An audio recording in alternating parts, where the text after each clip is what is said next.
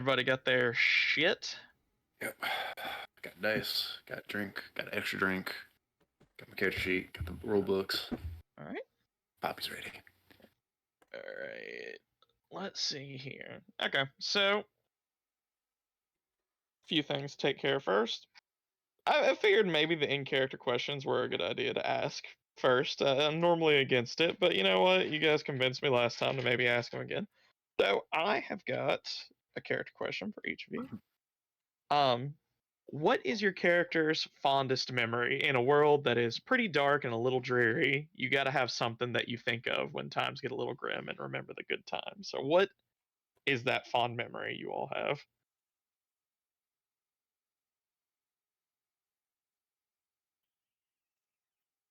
Hmm. Meeting Bill. Meeting Bill. That's nice. Your wife? Nah, she's dead, dog. That's the fact.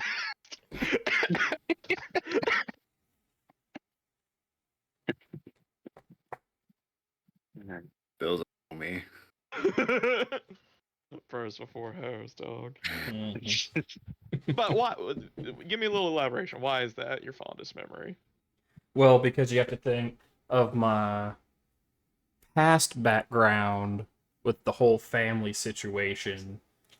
I didn't know my wife until after I was already rehabilitated as a human being. So one of my fondest memories is of him meeting him and him pulling me out of that dark space. And the reason my wife isn't is because we were married such a short time and then she died so terribly of tuberculosis that when I think of her and the good times, it's muffled by the years of suffering and her eventual death. Okay, so your fond memory is when you turn it around, when you became a better person. Yes. Okay. What about you two? What's your fondest memory? Well, I was sitting there on my little rocking chair, Uh-huh. going back and forth, and I was looking over at the pasture, and up came this stranger coming up the trail. Didn't know then, but I know now. Miss Mary Ann, looking pretty in her little summer dress, coming to ask for some milk from the neighbors. She had to walk all the way. Hmm. That's my fondest memory. Mm. That's very nice. That's very nice. me. You know, sometimes Daniel, you say things, and I don't think he meant that when I asked you a couple weeks ago. So, do you think this Marianne character is going to be that important? He said, "Nah." What's your fondest memory? Marianne, the day I met her. He doesn't want to go after Mary Ann for the horses. He wants to go after Mary Ann for Mary. Oh, just the name Mary is Just all the it name took. there is enough. Is all it took. Kill I the was type, there. and Uh it's huh. Mary's. It's people named Mary. What about a Lolly Ollie? Ollie, I got two that come to mind. Okay. One would probably be like one of the first times, like him and his sister, like he was with his sister and she did like she almost did something equivalent to a cantrip, Mm-hmm. and I think that's probably a mix of like childhood wonder before before the demon invasion, apparently. Yeah. Uh, but You also did it, like not me. Don't apparently.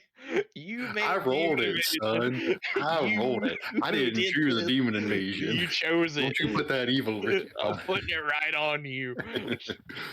But I think it'd probably be like, just like childhood wonder from like this otherworldly thing, but also knowing like since we were like incredibly like bad off, Mm-hmm. that this like ensures that she'd, have a better life.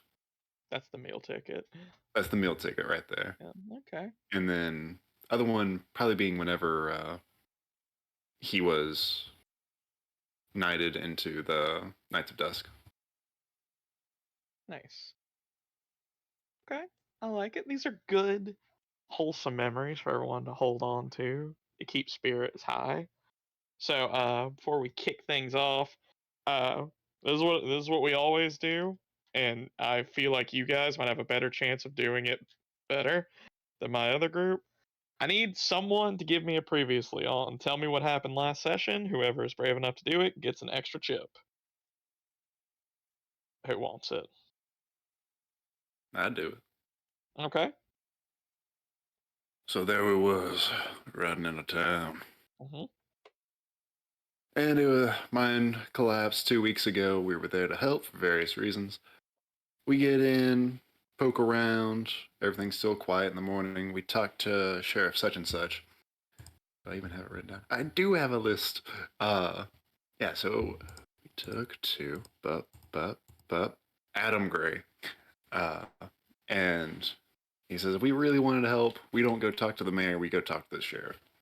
So we're going to the sheriff, and old JP decides that he's going to go try to hear the people's side of the story. Uh-huh. And he leaves Mr. John H. Whitman and old Oliver to go talk to the sheriff. Uh-huh. Mr. John H. Whitman talks to the sheriff, and thanks to him being a nice war veteran, he talks his way into the sheriff letting us in on a little secret about when we'll be able to slip into the mine, because everyone's being super shady about it. JP goes and pokes around the town. Doesn't get too much success, but still we learn like how the people are doing, and the answer is not well.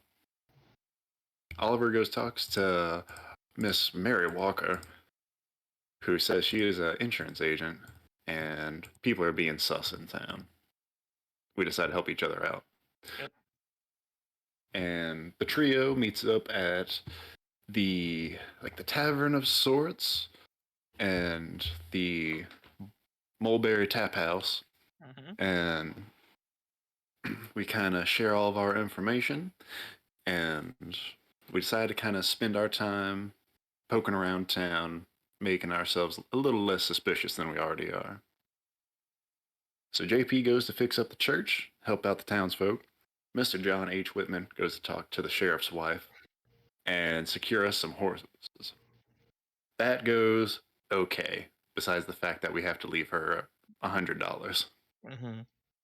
But we'll get to that later, because old John, he says he's got it. He can handle it. Oliver decides to go ahead and head down to the bunkhouse to meet up with Mary, and they find out that, yep, in fact, there was some shady stuff going on at the mine, but don't get any real answers. And they poke around and they find a little wagon trail, and clearly something's been moving from the mine. More shady business. Oliver lets Mary in on their plan, and she's going to join along. We go back to town. Now our full party follows the tracks, but doesn't find anything in particular.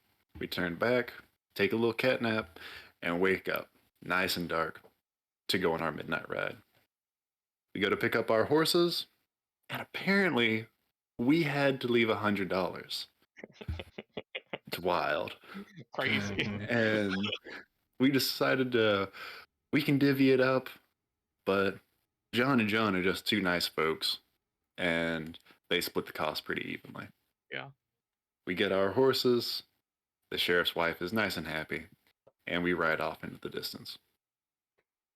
We get to the mine, poke around. Oliver and Mary find out that the foreman's been skimming off the top, and then we all slide into the mine, have to shimmy our way through. Mary starts taking some pictures, and whenever we get inside the mine, it's a bloodbath. Blood, guts, spit, and asses everywhere. Yes. Mary starts taking more pictures, and the trio moves on in. And we find this little alcove with like the remnants of some kind of statue, and a man just sitting there freaking out. We start talking to him, realize that they found something that they shouldn't have found, and some kind of demon got loose. And that led to everyone getting real. Well, the demon was about to get loose, but then had to make things a little bit chaotic, and so he could get loose. to be exact. Whenever we're all putting this together, we realize this is not a good thing. Oliver calls out to Mary. Mary, in response, summons the undead and skedaddles. Classic Mary. Classic Mary. Classic Mary. And we fight our way through. We do pretty good. JP gets kind of fucked up, but all in all, not terrible. And until old Ollie hears this nice little sound, because old Mary, she pulled another classic move. Classic Mary. She put a stick of dynamite, trying to blow down what was left of the mine. He manages to run over it, dive, get the stick, and thinks for a good moment, and puts out the fuse. Saving the day, John and John heal each other up, and we crawl out of the mine, and we're looking between either going back to town, trying to track down these little hoof prints, or chasing after Mary and getting those horses back. Okay. That sounds about right. Chance, take your extra chip. Everyone starts with 3. Chance, you get 1 extra, as per the usual. So, with no further ado, let's start this one off. Betrayal. Old or new, the sting of betrayal is a crippling thing. The confusion and hurt that follow can leave one blind to the world and numb to its rigors, but that muddled state is not afforded to all who suffer from such an affliction. So it is with the haggard souls who crawl out of the Crooked Creek mine. Though slighted, they are faced with a new cluster of mysteries and troubles, a primeval force that currently slinks north through the shadows, potential answers and comfort in the town they left behind to the south, and the woman who betrayed them, flying west towards whatever goal she may hold. With each path is a route to sought answers, and with each path, a promise that the others will grow inevitably cold. The outside of the mine, it is dark, and in the very far distance out west, you can see the rumblings of thunder and a little pickup of the wind as a nice summer thunderstorm may be coming through. As you all stand out there, horseless, a little disheveled, and alone. What is it you all are doing as we start out? Probably catching our breath. It's a good start. We almost died. This is a good start. Dust off my pants. Dusting off my cap. Turn around. All right. So what's the plan? A lot of Can't rightly cigarette. go back to town. Oh, I don't reckon I'll be able to get that $100 back for you, JP. Well, it was only 50 since you put in 50 yourself, so. Right. But Daniel was trying to change the canon. it's like, did someone That $100 you left behind, and you alone, you specifically. I mean, That's mighty gracious. I did offer, but he fought with me and we settled on 50-50, so. But in terms of where to go, I don't know how comfortable I am letting this demon thing run wild. There's plenty of demons in this world, but the worst of them, betrayer of her own kind. Yeah, man. That's what That whore needs to die. Death is something you enjoy giving, is it, my friend? Death is part of this world, mister. That it is. an easy gift to those who deserve it. Hmm. But I think we should go after Mary too. Try to get them horses back and, well, settle the score. It's not like we can go back to town empty-handed. No, we can't. And I guess we could go that way. Maybe she could answer some questions about what happened in that cave. Seems that she Kind of might hold up the know. top. Do what? Yeah. Just hold up the top that she threw down Mm. to cause the skellies to rise. Okay. Where exactly should get our hands on something like this? Facial. Well, Alright. I guess we better start then, considering she has 4 good horses to ride on. Give me 1 second, you guys. You suck. Thought we were ready.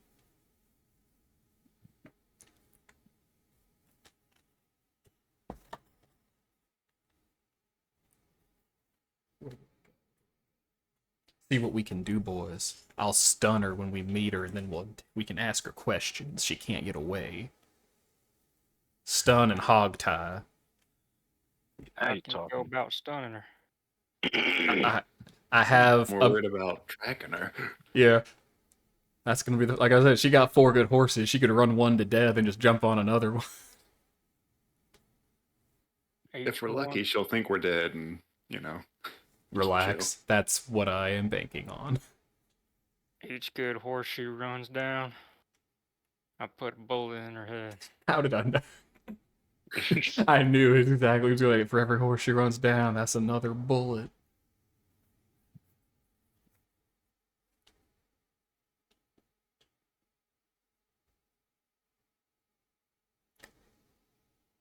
She destroyed my honor, she did.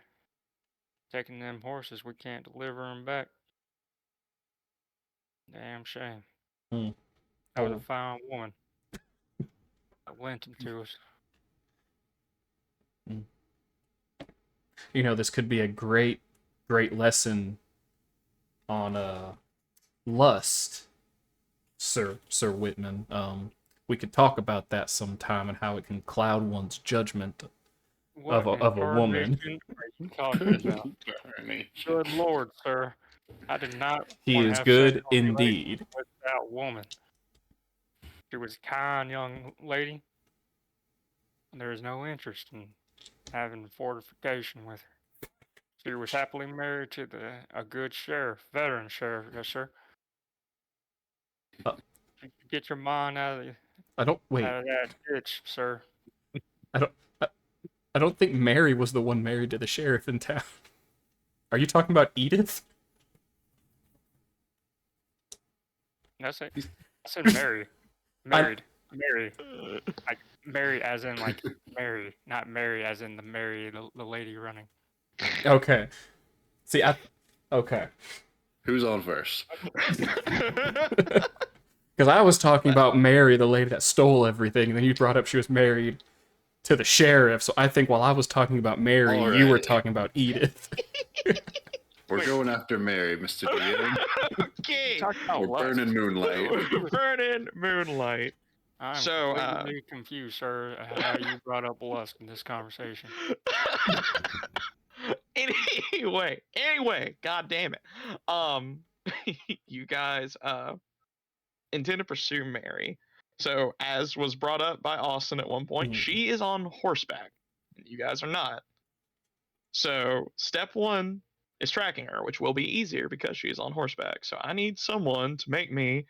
I'm going to be real mad if there's not a better option than the one I think it's got to be.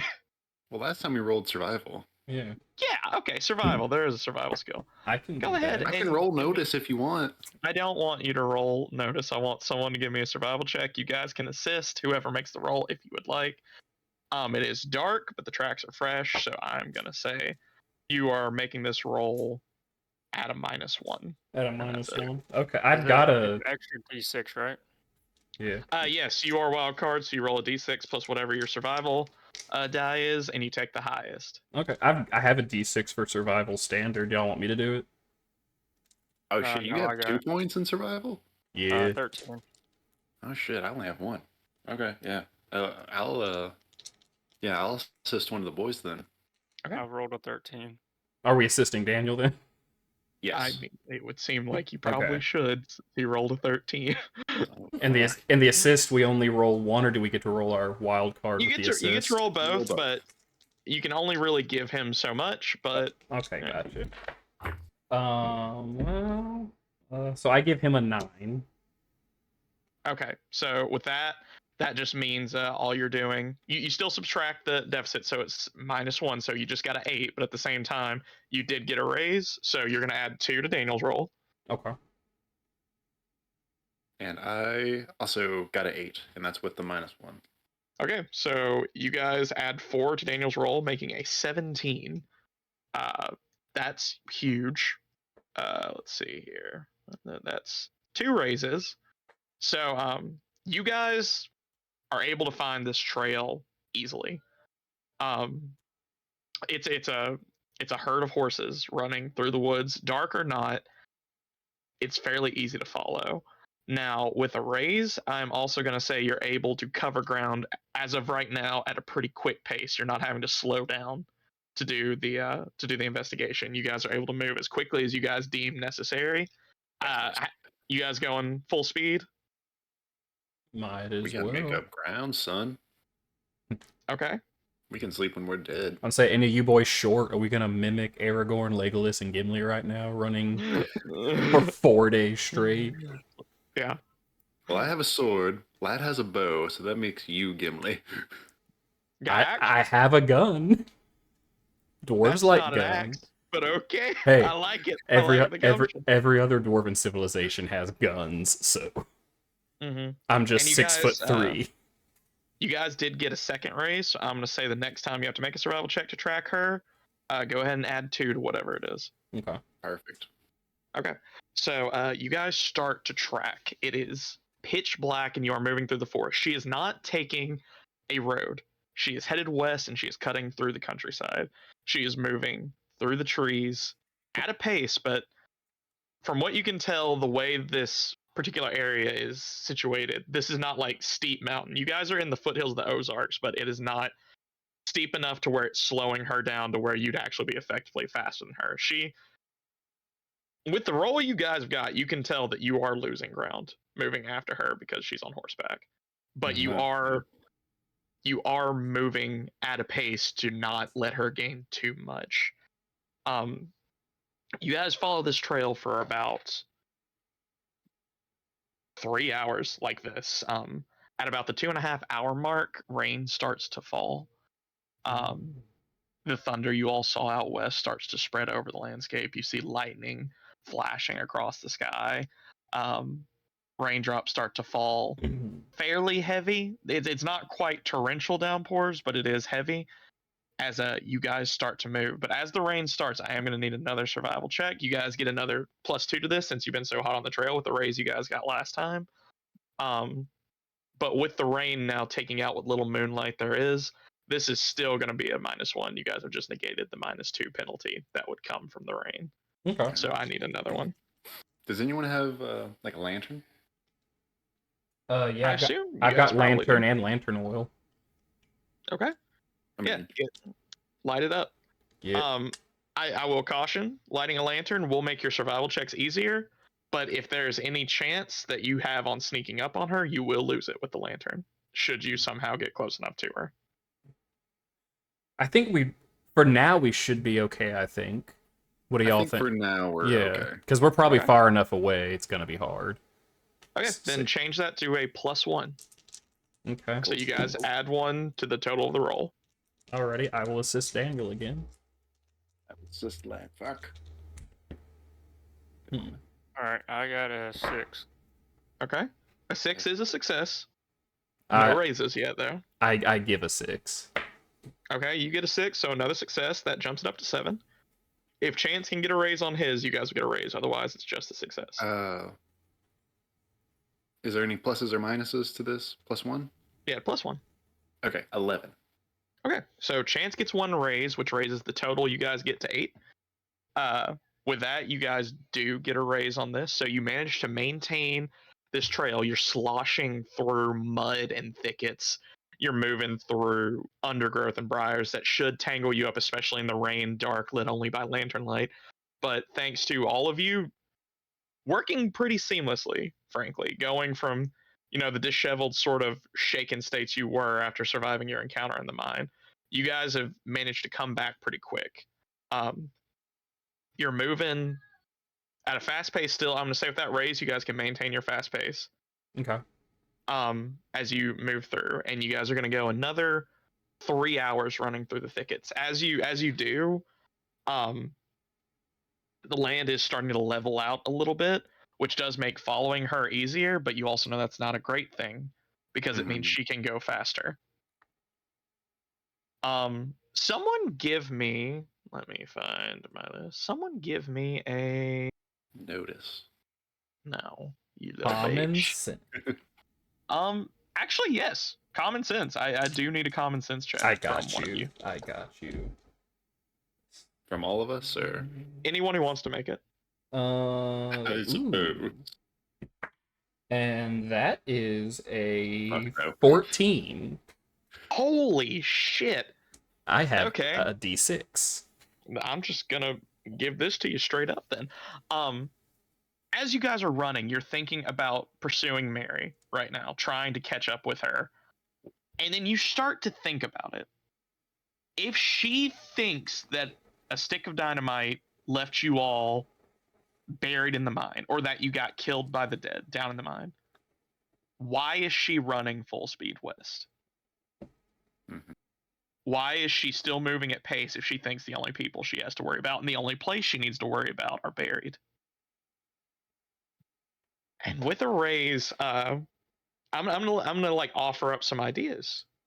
You're sort of mulling it over, JP, as you guys are like cruising through, and you start to think, if she thinks you all are dead, well, maybe she doesn't think you're all dead. Maybe she didn't hear an explosion and assumed somehow you guys got out of it. Maybe she didn't know that whatever was down there had gotten out. Maybe when she went down there and realized that, she has to tell someone about it.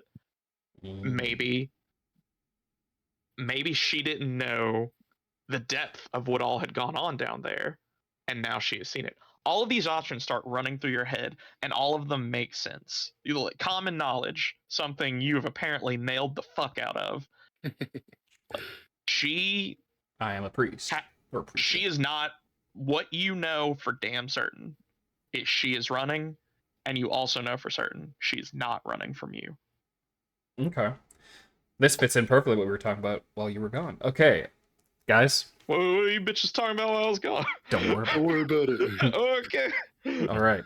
All right, boys. Don't worry about what I tell you to worry about.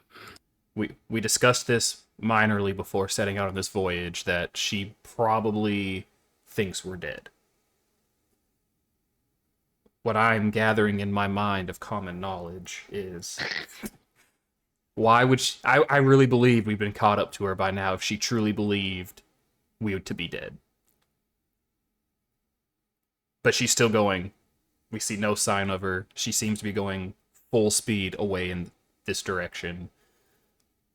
I'm mulling over some ideas. I don't know. Maybe she didn't hear the bomb go off, but I have a feeling that it's probably more with what happened in this cave. I think she knew things were going to happen in this cave, but I think she may have underestimated some circumstances. So I don't think she's not running from us. I think she's running towards something. No, she She was ain't sent out running to from us. go. Because she thinks we're dead. Exactly. She thinks we're dead. Because she wanted to kill us. Yes, but then why run so fast if we're the only people that could have done anything against her with the town or anything? If we're dead, she could easily just take her time leaving, but she's not. Unless she was scared of the monsters come get her. That's true. That's why I'm saying I think she underestimated what happened in that mine. I think it has something to do either with that demon thing getting out or being there and awakened. But I think whoever sent her, I think she's going back there. So if we can catch her before she gets there, we might be able to get a lot of information out of her.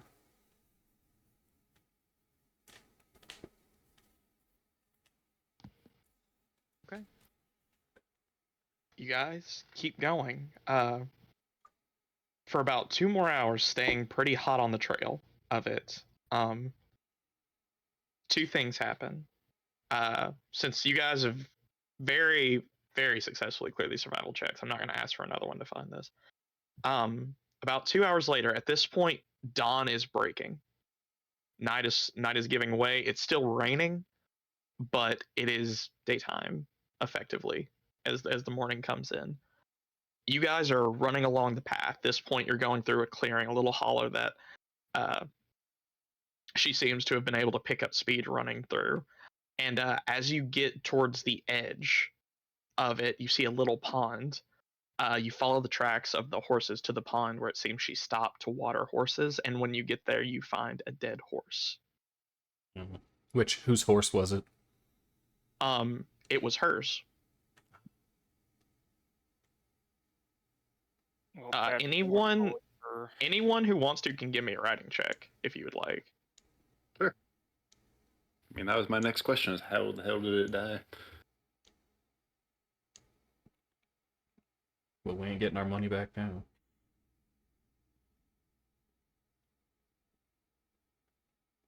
I got a 4. 4 is all you need. This was not a difficult check. She shot it. Oh. If you had to guess, this was the horse she was riding, and this was the one that was by far the most tired because she was riding it. So when she stopped to water the horse, she killed this one and got on another one. Hmm. And she's now riding the fresher horse at the lead of the other two, still going west. The second thing that pops up, you guys have now been in hot pursuit of this woman across country for 8 hours. And you have not truly slept for about 18. You took a little cat nap at the tavern, but not true rest. If you all would like to continue chasing her, you're going to have to start making me fatigue checks for running. So the way fatigue checks are going to work in Savage Worlds, against sleep in particular, I'm going to make you make a vigor check, DC 4 right now, to continue. And if you don't, you take 1 level of fatigue. Every hour you keep going after is a -1 to the next check I make you make the next hour. shoot, after only 18 hours? Yeah, after 18 hours. Fuck. 8 of which was spent at best a brisk jog. Well, we're weak motherfuckers, aren't we? You're human, motherfuckers. You've been running through the woods for 8 hours straight. Alright. Try 24 hours, son. Okay, So, buddy. I think y'all want to try to run a little bit longer before resting. Back in my service, we used to go for days without needing rest. Goddamn. Well, God damn it. you're an older man now, sir. That is a good point, Daniel. You are an old soldier, but you are, what was it, 40 something? I don't remember how old you were. If we wanted to sleep, this is about as good as we're gonna get it. You're right. Might as well rest now and then run hard for another day. All right. So if you guys set up here, well, a couple things of note. Setting up here next to this camp or next to this pond, you'll have access to water. You could boil and get a little if you wanted to. 2, there is a dead horse here. I'm not telling you what you can do with it, but there's a dead horse and also a saddle still there. It would be a little cumbersome to carry, but saddles do have value. But the rain is starting to fall, so why don't you guys, before we get into anything, give me a survival check to see how good of a campsite you all can set up. This one has no minuses to it. Well, it has a -2 because it's raining and you are on a pond, so there's a mud slope to deal with. See what you can do here. I got a 6. I got a Okay. 4. That will be a 2. Okay. No raise, but a success. You are able to find a fallen oak tree that has sort of put itself in between the fork of another. That is essentially made a bit of a lean-to that you all can camp under. It keeps the majority of the rain off of you all. You're still getting a little wet, but you are not directly under the sky, and you're still close enough to the pond that you could do anything you wanted there with it. Okay. As you all start to camp for, I'm not gonna say the night, for however long you guys think you need to camp. Okay. Well, we should probably take the saddle with us. I mean, we could at least return it to the sheriff and Edith. Now we Say- can sell it for money. Manny. Well, I meant if we can get the other ones back and we plan to return what horses we can get, if we return the saddle, it might make up for the lost horse.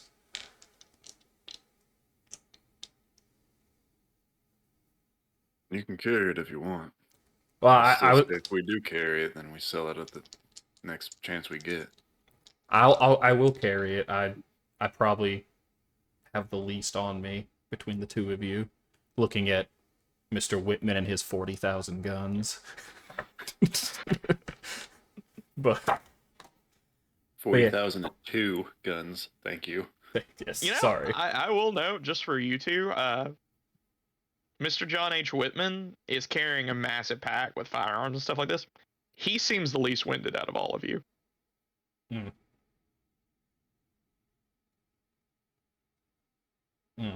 Fucking sus.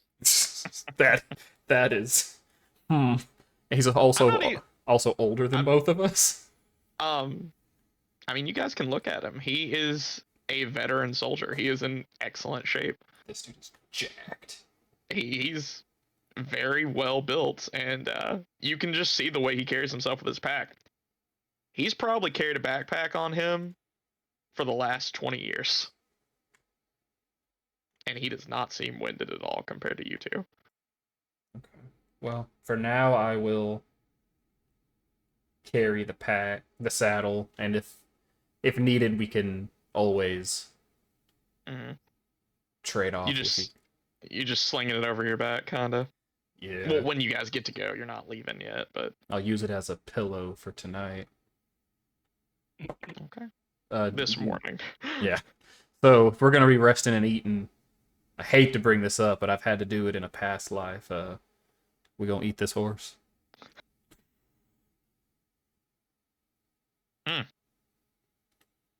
I love horse. Well, and make sure we don't waste our rations. That's kind of what I was thinking. We don't know how long we'll be on the road. Okay. I guess we're gonna cook horse. You cook horse. Lean eating. It's fresh. I mean, It's fresh. frankly, Tastes good. you guys have survived in your lives a decade-long famine, a war, and rough living on everyone's account. You all have eaten worse than horse in your day. Like a lot worse. But a horse that died last night to a bullet wound was healthy earlier. It ain't bad. Love it. But you all cut off a haunch of horse. Somebody give me a let's see here. I don't want to keep making y'all roll survival, but frankly, I think you give me another survival check. Alrighty. For who's cooking it? Now, for if you guys can, like, you guys are obviously attempting to sleep fast to conserve energy. If you guys can butcher this horse well enough to get extra meat Gotcha. off of it. I Gotcha. got 9. I got a 7. 6. Okay, yeah. Add an extra 2 rations to everybody, Cute. as you all get a little extra horse flesh to take with you. Flesh. Yeah, you guys all have a little extra horse flesh. You're quick to make a campfire, put your bedrolls under the tree, and cook up a nice horse haunch that you guys are just kind of eating off the fire. Anything you guys are discussing whilst you sit there around it eating your horse? I'm gonna be looking at this top. What is it made out of again? The top itself appears to be made out of steel. Okay. It's got a lot of etchings in it and around it, um, and the outside casing does appear to just be made of normal steel. Okay. If you want to get more into it, you can, but looking deeper into it offers the risk of breaking it. I'll look into it Okay, while we're cooking stuff, and I got time. I'm gonna need. Well, tell me how you're looking into it. There are etchings on the side of it. It's clearly mechanical. Are you looking at it mechanically? Are you looking at it from an arcane or occult standpoint? Are That you second one. okay? Occult. Trying to In understand it, which, like just like the yeah. etchings. Um, give me an occult roll at -4 Fair enough. because you are classically trained, but this is still essentially reading a language you don't fully understand.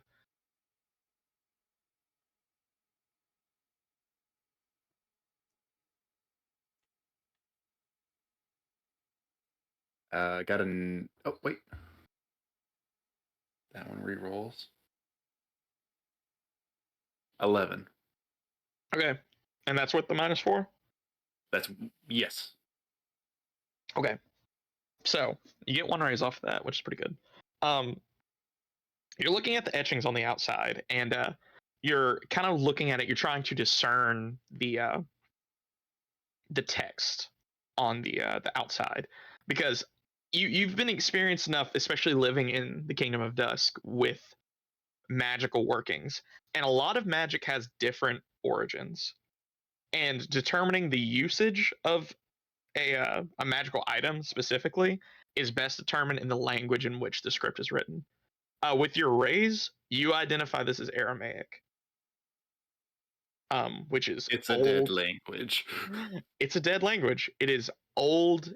It is a very, very old language that is not used commonly anymore. It is from the Far East. Well, the Old World is the best way of putting it. It's from the Old World.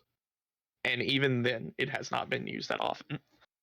The text itself, from what you can determine just by looking at certain select pieces of it, since you do not read Aramaic, you determine essentially several like key points in it. One, it just is sort of pointing towards the shedding of worldly things, which you have seen what it does.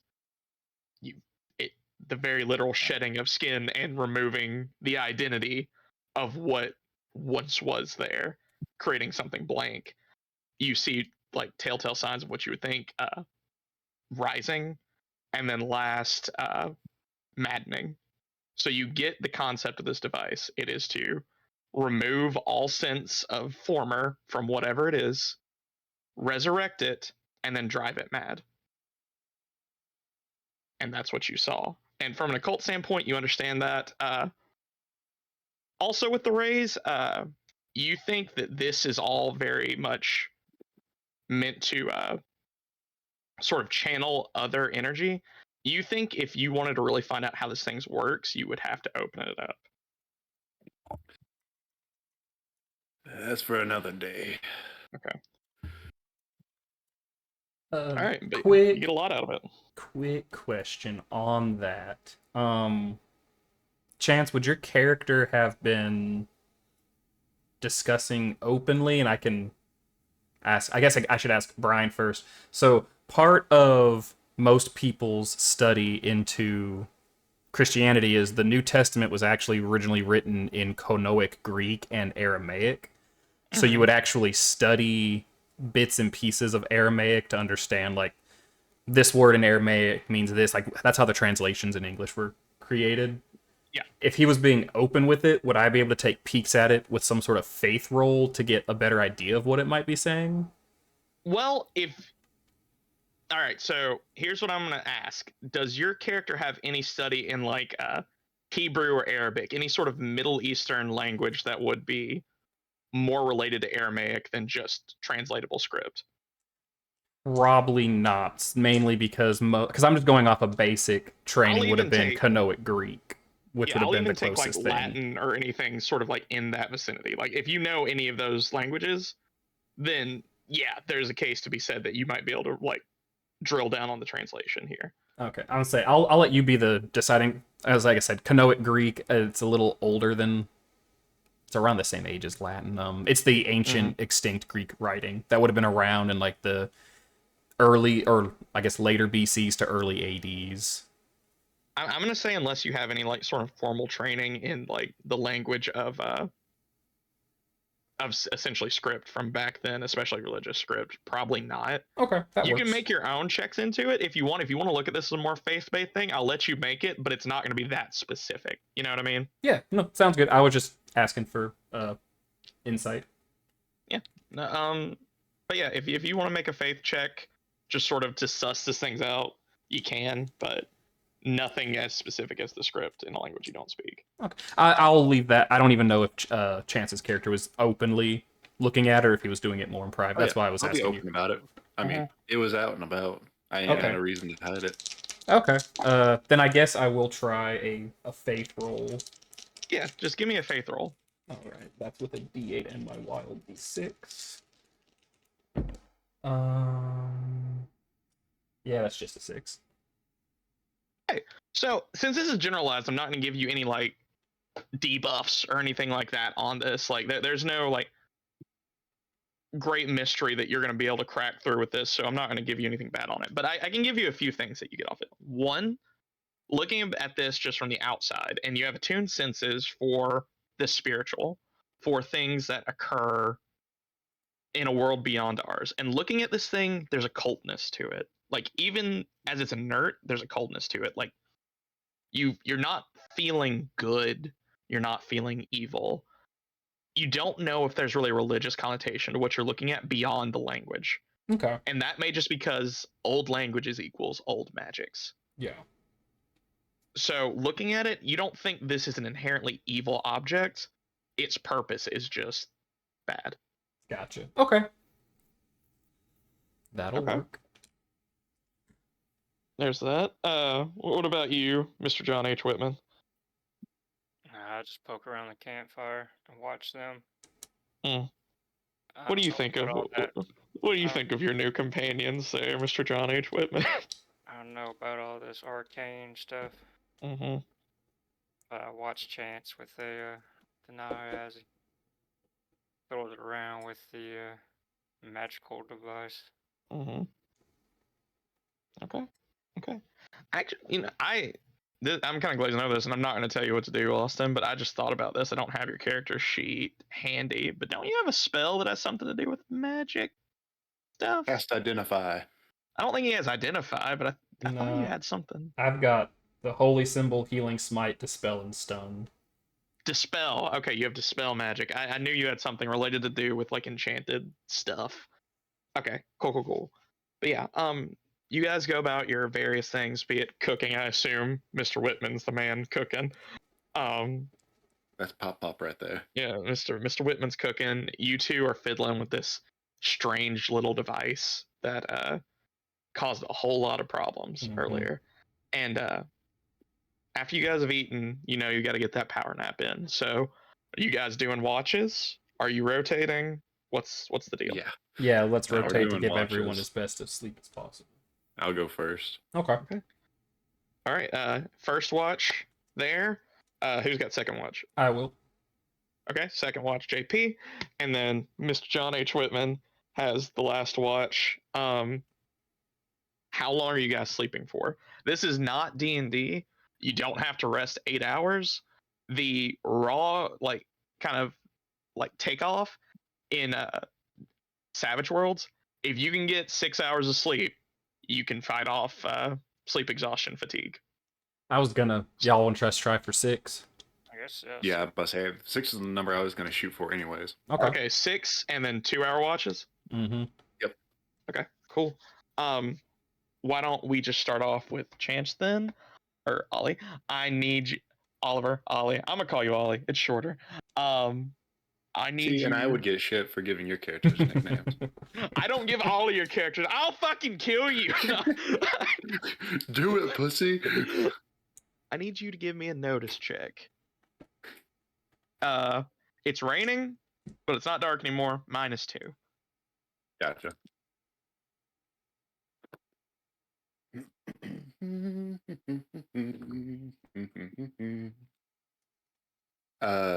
10 minus 2, 8. Okay, that gives you a raise.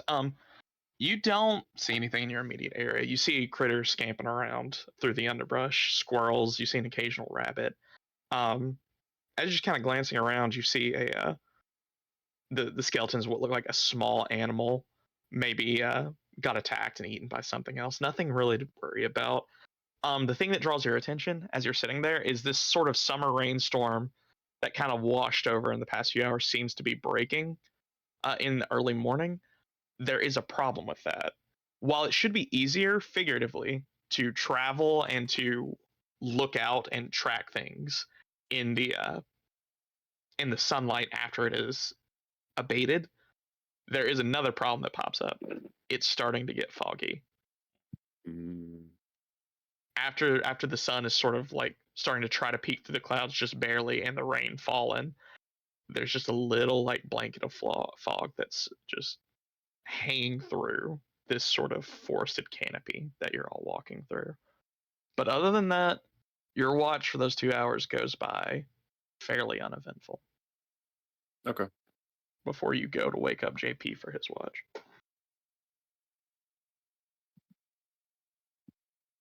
Preacher, you're up. You get good sleep, son. All right, JP, I need you to give me a notice check.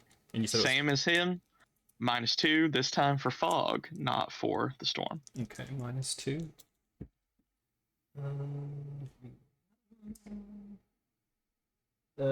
6 minus 2, 4. That is a good success. You're sort of sitting there, looking around. You see a lot of the same things that Ollie did, just kind of staring around, doing passes over everything. You're not seeing people. You don't hear anything that sounds like people. No horses in the distance. No gunshots. No sounds of clatter. Everything seems pretty clear. Uh, you hear a few forest noises. A little further down the slope, you hear a little bit of a growl sound that you think could be a cougar somewhere in the distance, but not close enough to worry about. And other than that, it all seems decent. Everything seems okay. John H. Whitman, can you give me a quick spirit check? Spirit check? Spirit check. Alright. You have a -3 to this. What in the hell? Yeah. Fucking zombie. Uh,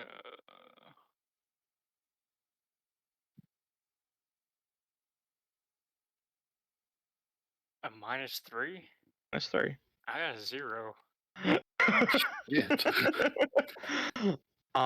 As you're laying there, JP, just looking around, you see you just see that Mr. Whitman's kind of thrashing around a little bit, maybe having a nightmare. Mr. John H. Whitman, you sort of, as you sleep, you start to have this weird dream. You're sitting there just kind of stirring about, eyes closed, drifting about, and you start to feel padding like you're running with bare feet across the ground. And you What the hell? open your eyes just a little bit, and you're moving extraordinarily fast through a jungle. But you're not on 2 legs, you're on 4. As you bound through the trees, jumping across them, moving through the trails. And as you run, you just feel sensations, you feel scents, you feel hearing on a level that you don't understand, and you just run and run. And you look to your left and you feel a compatriot running with you. Give me a notice check.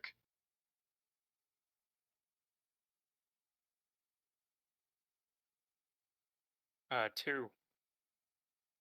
You're not sure this feeling really, but you pad and run, jumping through tree to tree, moving as fast as you can, panting, but tireless as you move and move and move faster, faster, faster.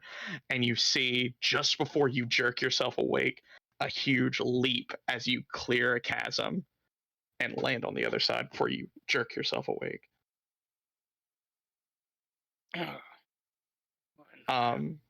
As you do, you look down and your hand is on the golden dagger that you have been carrying around with you for a while. You okay, sir? Do what? Are you okay? You were thrashing around pretty heavily there. Just a little dream I've been having. Mm. It's Okay. my turn for the watch. Uh, yeah, just about. All right, I'll just take over. Probably won't be going back to sleep again. I'll All right. leave it to him. Mr. John H. Witt, why don't you give me a notice check, -2, same as the others? I'll give a chip to Lad.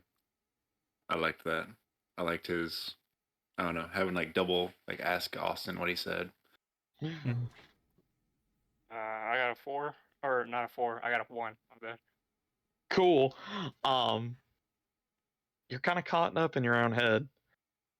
You've occasionally had bad dreams in your life. Of course you have. You're a man who's been through wars and campaigns. You fought and slept in holes you didn't know if you were going to wake up from or if a shell was going to explode and keep you asleep forever. You've never felt a dream quite that vivid before. And it was unnerving.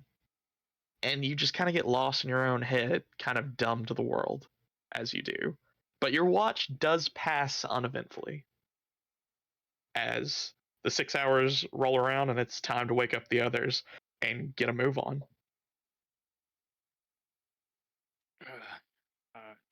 I'm looking at the dagger, kind of looking at the etchings of it, Mm-hmm. and then I look up, and then the sun is bright.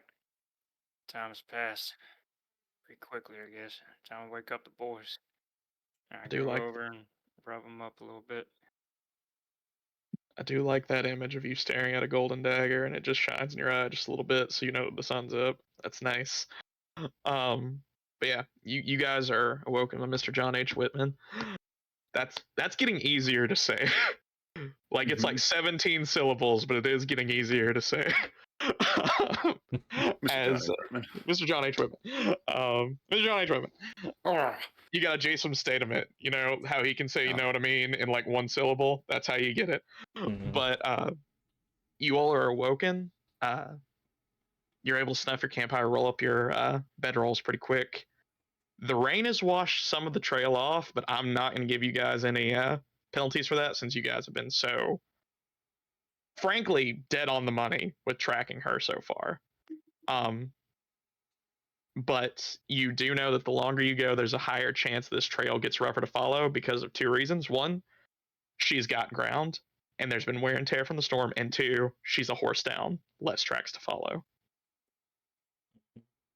So, start this off with a survival check. No minuses, no pluses. All you need is a 4. I'll help Mr. Whitman out. I got a 9. I got Okay. a 3. Okay. 17. God damn. I rolled a 6 and a 4 on the first roll. So. Now remember, you don't add those 2 together. You just Oh, okay, all right. Then you take the that'd be highest. Right. 10. Okay, yeah, it doesn't matter. You still get the raise. With support, you can only go so high, but you get the raise anyway. So you guys do get the. What'd you get again, Daniel? 8. 8. 8 or 9. Okay. Okay, so you get an additional raise as well. You guys are able to resume the tracks. They are muddy, and there's smearing and weathering of the rain sort of washing it down. You're having to really rely on mud and tracks because any like destruction of underbrush or anything like that has been kind of washed away by the wind that flew through. So you're really just focused on this one aspect of following her through this now fog laden wilderness that you're moving through. You guys have traveled in the past. What has this been? At this point, I'm going to say 16 hours because about 2 hours in is when I'm saying this. Um, you guys have traveled almost 20 miles. Like, you guys have moved far. Like, no, not even 20. Like, you guys have moved almost 30 miles in this time. You have gone fast, long, hard. And you are still losing ground. Mhm. But at the same time, you're not losing ground enough to where she's not trackable anymore. You're keeping pace hard enough that her trail isn't having time to grow cold. So you sort of get to this point to where you're kind of going down slope again. You see just trees upon trees. You know how it gets in the mountains. There are some knocked over. Underbrush has taken some points of it, but it's summertime, so it's not cold at least as you start moving through. I need one of you to just give me a d6 roll. No way to assist this. This is just a raw luck check. Chance. Okay. Don't. Okay, you know exactly why. 5. Okay. 5. The next leg of your journey is uneventful. You're able to keep track. Nothing disturbs you. Again, as JP saw on his watch, you're on the western side at this point, or the southwestern side of the Ozark Mountains at this point. You're approaching two things. One, you're getting further and further away from the Mississippi River. You're getting further and further away from the sort of divide where the pseudo civilization that remains after the upheaval is. You're leaving the safety or relative safety of forested mountains and getting closer to the expanse that is the Midwest, a very dangerous part of the world. So, seeing people in this sort of wilderness would almost universally be a bad sign because the type of people who are out here probably not the nicest. Of course, it's wrong to assume that, but generally, you wouldn't expect anyone out here to be an easygoing person. But you see none of that as you continue your chase. You're sort of sliding down this long embankment in the fog, and I need someone to give me one more survival check as the next 3 or 4 hours pass. Oh, you, Mr. Whitman. I'll help you. 11. God damn. 7. Okay, so jump up 3. to a 12. Okay, so you get a 12 on that, which is 2 raises, actually. You guys are able to move again at pace going downhill. Uh, you're keeping on the trail, but at one point with that raise, you see sort of a point where there is sort of a sheer cliff that goes down about 30, 40 feet. And Mr. Whitman standing up there, eagle-eyed, sort of looking down the embankment, sees where the trail may pick up, where she with horses had to take a big curve around to get down and around. You guys using rope just scale straight down the cliff, and you cut your travel time chasing her. You essentially, just by doing this, gain an hour on her by using the terrain to your advantage with that. Nice. And hell, with another raise, I'm not even going to ask for any athletics checks or anything like that to climb down this. You guys are so hot on this path, you're beyond menial fuck ups. You are in pursuit of something, you have it in your sights. No mistakes. Straight down. I have her in my sights. What? I have No, her in my sights. you have your goal in your sights. My Winchester 76. As you drop down. I need another d6 roll. Again, raw. No one can assist with this. I'll do it. Oh, all chance. Good. Oh.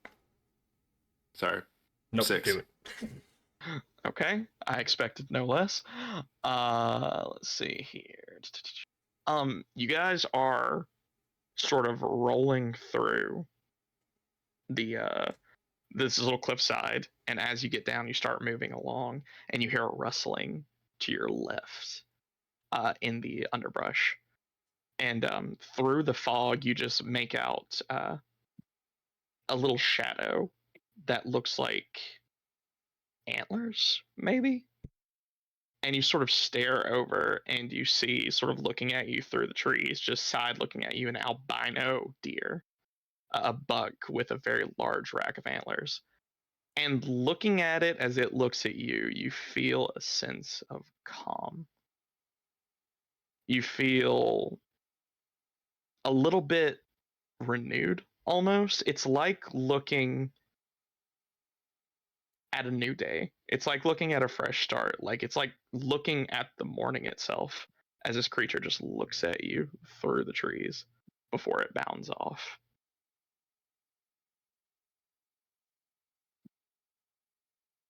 And you guys keep going. We saw this setting's unicorn, guys. That's pretty cool. um yeah, give me one last survival check for the next 4 hours. At the end of the survival check, you will have been traveling for 12 hours. And again, fatigue may start to set in. Not so much tired, just out of general fatigue for most of you. 4 to Mr. Whitman. 14. Fuck me. 16. They don't even need my help. Okay, so you get like 76 raises. I don't give a shit. You guys are not losing ground at all. You get to a point in this where you hit sort of a flat valley for about 10 or so miles, to where it's a lot of fields between mountains as you can fully just start to move at pace. It's impossible to miss where she has been because she is doing much like you all did and just riding straight in the straightaway, and it gives you all plenty of time to move at speed. I'm trying to think of how to reward 17 raises. I don't know how to. If anyone has an idea of how you would like to receive an advantage off of this, be my guest. You've got 69 of them. What? We see her lantern. No, you don't. Maybe something that like would have caused her to slow down. Like we Okay. see Okay. like something in the mud where like maybe like Yeah. the horse is like tripped or something. Certainly. As you guys are running, you get to the lowest portion of this valley, where it's become a bit of a mire. It's hard slogging, but you all are able to move through it pretty quick.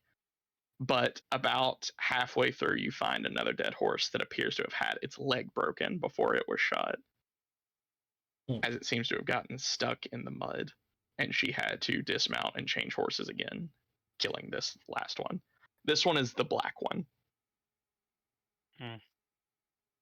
That's another bullet for the head.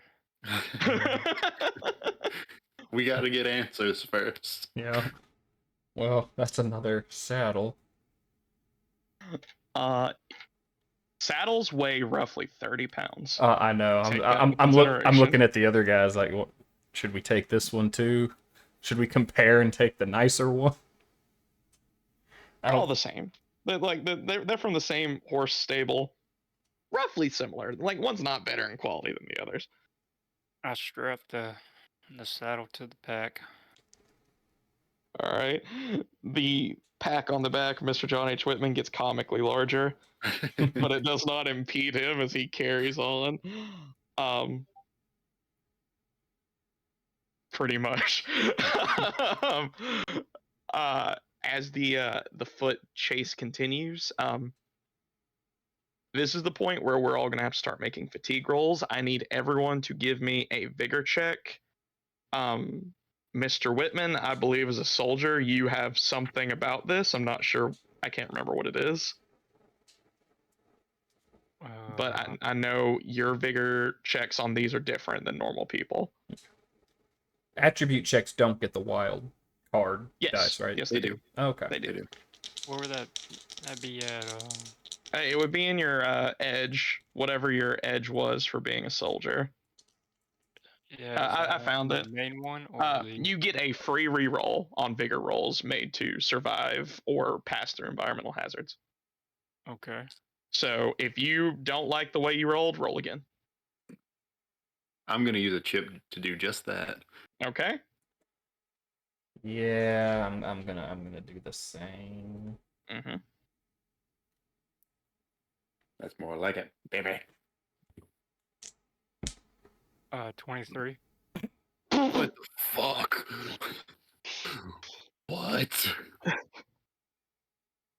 I mean, John's just on all fours at this fucking point. I don't know. He's just moving at horse speed himself, just on all fours. I got DH plus a reroll, sons. Fucking a bear runs Jesus. out, he snaps its goddamn ankles and jukes it. He just keeps running. He's fucking Starts fine. flying. He's fucking fine. I got an 8. I thought that was gonna be like kind of cool, but Uh-huh. I got a 4. Oh god, Doc or Preacher Man, you hurt. Yeah, No, I think him up. you guys are fine. I might have docked Austin a little bit for having a 4 if it was not for Mr. Whitman getting over a 20, which at this stage of this particular system is the most ridiculous thing. But hey, he just we puts let him it on the ride. saddle. Uh-huh. And again, the credit it- gift.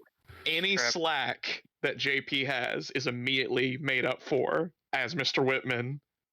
I'm sorry, right now I feel like as Captain Whitman pushes the boys forward. Creatures aren't made for long distances. We're very effective at a short range. But yeah, since there was so much raises, this will be an hourly thing. This is gonna be a 2-hour thing because of that.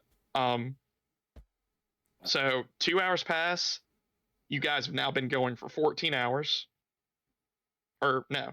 Yeah, no, you guys have been going for 14 hours, and as you do, you're running in the dark now. Like the sun begins to set on the first full day of your pursuit as you are moving through the woods. Do you guys continue? Do you risk more fatigue? Or do you stop to camp one more time? I Come think we on, roll boys, it one let's more keep on time. trucking. Let's try. One more time? One Okay. more time. Vigor rolls. This is your Minus- second vigor roll for exhaustion. -2 for everyone. -2. -2. I get to reroll that one. I get rerolls. This is not sleep exhaustion. This is straight up exhaustion. Oh, Okay, I got a 6. I'm Okay. feeling it, Mr. Krabs. Can you feel it, Mr. Even with the reroll, you're feeling it. I'm feeling it. He put too much Yeah, effort four. into that first hour. That first one, he really was showing the fuck 2 off. hours. I got a 9. Okay. What'd you get, Mr. John H. Whitman? I got a 4. Got a 4. You did pass. You did pass. You guys got your second wind, kind of, but Mr. Whitman uses 2nd through 6th on the first stretch. So he's starting to feel it. You know that you're good right now, but pushing it further could get dicey. Mm. So, are you guys feeling dicey? Or I are we need to quit stopping? smoking, I reckon. We can push on. Push on. How are the Okay. tracks looking? Soldier body never quits. Give me a survival check at, I'm gonna say -4, All right. Okay. because there's very little. It's hard to I- discern age of tracks when they're this fresh. But if you want to know if you're gaining, it's gonna take a harder check. Following is easy, but reading the tracks for time harder. Okay. Minus Okay. what? That -4. -4? -4. -4. Okay, I got it at 0. I don't see tracks. I'm sorry. Oh, I don't see shit. No, It's I mean, dark. you guys are assisting. If you both can get a raise with the -4, then you can still pass this check. I got a 12. And Daniel, you also, hey, that's +2. And Daniel, you can also re-roll with the chip. Don't forget that. You have I 4 of got them, it. and they go away after the game. Oh yeah. I got 10 -4, 6. Okay.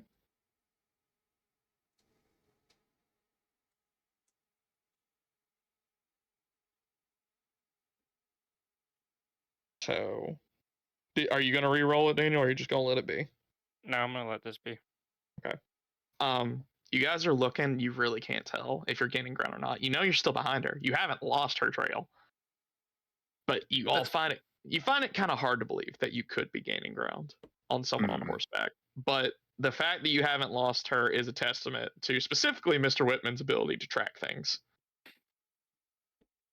As you all stop for the night, give me one more survival check to see if you can find a good place to camp. This one has no minuses on it. We stop for the night.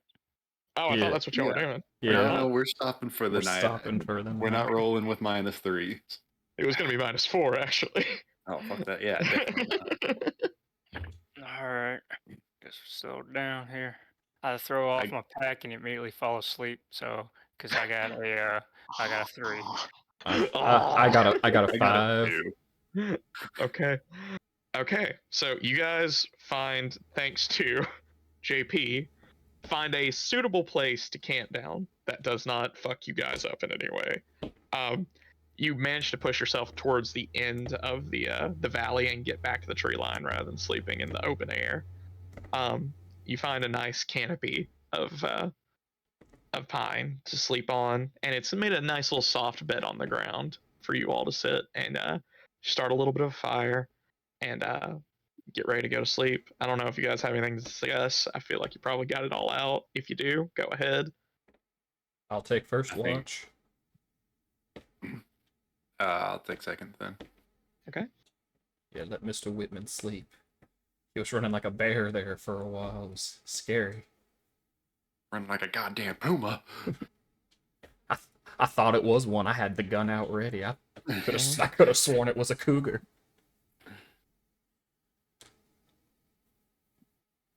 Who's taking first watch then? I am. Austin. Okay. Give me a notice check. No minuses to this, just a flat notice check. Just a flat notice check. How about a fat 1? Okay. I'm tired. I'm so tired. It's dark. The moon is starting to peek through a little bit through the clouds that have sort of been prevalent through the past few days. The fog is lifting a little bit, and it makes it easier to see. But you just moved through a miles-long stretch of tall grass and a clearing, and you now have a woods, like a forested area in front of you. It's harder to like discern anything behind you, considering how used you are to traveling in the open. And even looking back in the open, if something was moving through the tall grass, be kind of hard to see from your angle, especially at night. But your watch does pass uneventfully. You don't encounter or hear anything in the night that's worth worrying about so far. It may be dark outside, but the Lord is a lamp unto my feet and a light unto my path. Oh yeah. Oh yeah. All right. So, is Mr. Whitman just not taking a watch? He's taking third. Taking third. Okay. In that case, it moves to Ollie's. Give me a notice check.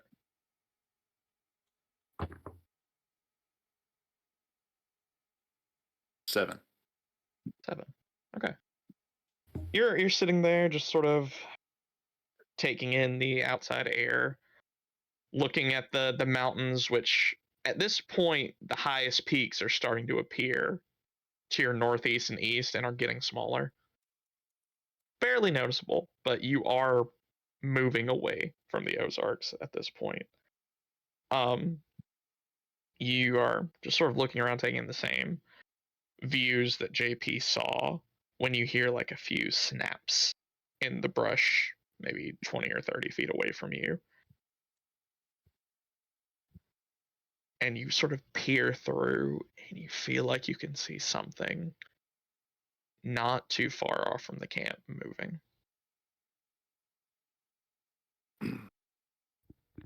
How big? Mm, Hard to say. hard to say since you just got a straight success, no raises or Okay. anything. You just know that there's something moving through the brush about 20, 30 feet away. Stand up. Walk a little bit closer. Squint a little. As Hand on you the pistol. as you stand up and walk a little closer, you just hear a sort of subdued but kind of deep growling, this almost yowling, not Shit. that far in front of you. And you see like this shape sort of more come into being. It's still in shadow, but you see an animal, maybe, probably standing about 3 feet at the shoulder, and it seems to be lowering itself, like looking at you and growling. Take a couple steps back, real nice and slow. Give Reach for- me, give me a. It's not an animal handling, is there? No. Give me a goddamn survival check, or you know, what, or a persuasion check. Either one, whichever you feel is more appropriate. I'll do survival. I mean, they're the same, but for this Mhm. situation, survival just makes more sense. And this one's also going to be made at a -2. Alrighty.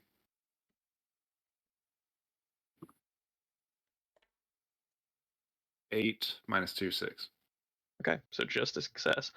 The creature, whatever it is, does not move towards you, and as you back up, it advances a little with you, but it doesn't start to close the distance. And as it moves forward and sort of touches the edge of this campfire, you see what JP heard the previous night as a mountain lion moves just a little bit closer, still down, its ears flat as it growls at you. And you see two smaller shapes run behind it, as you could just barely make out two cubs behind her. Mm.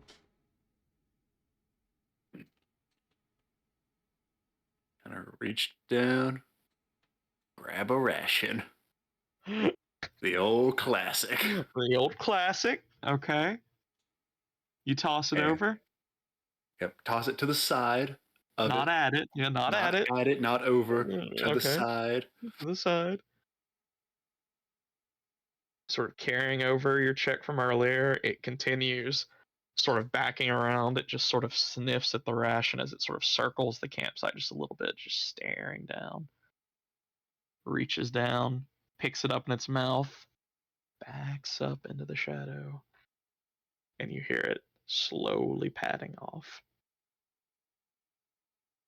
Classics are classics for a reason. Mm-hmm. Mm-hmm. I'm gonna give you a Benny for that. Ah, thank you. I liked it. I had one other backup, and that was Got going to be intimidation. I thought you were about to say that was gonna be to shoot it. Lay gun. You shoot one cub, you shoot a cub, and you say, "I'll take the other one out too." Mm-hmm. You guys wake up. I have Lola and Grover. Congratulations. I found baby mountain lions. Where did you find them? Don't ask questions. I found them. Explore. Their mother was dead. I saved them. I saved them. But The yeah, American way. your watch goes by. After that brief pulse raising incident goes by without worry. And then it goes to Mr. Whitman towards the end, yet again. Give me a notice check.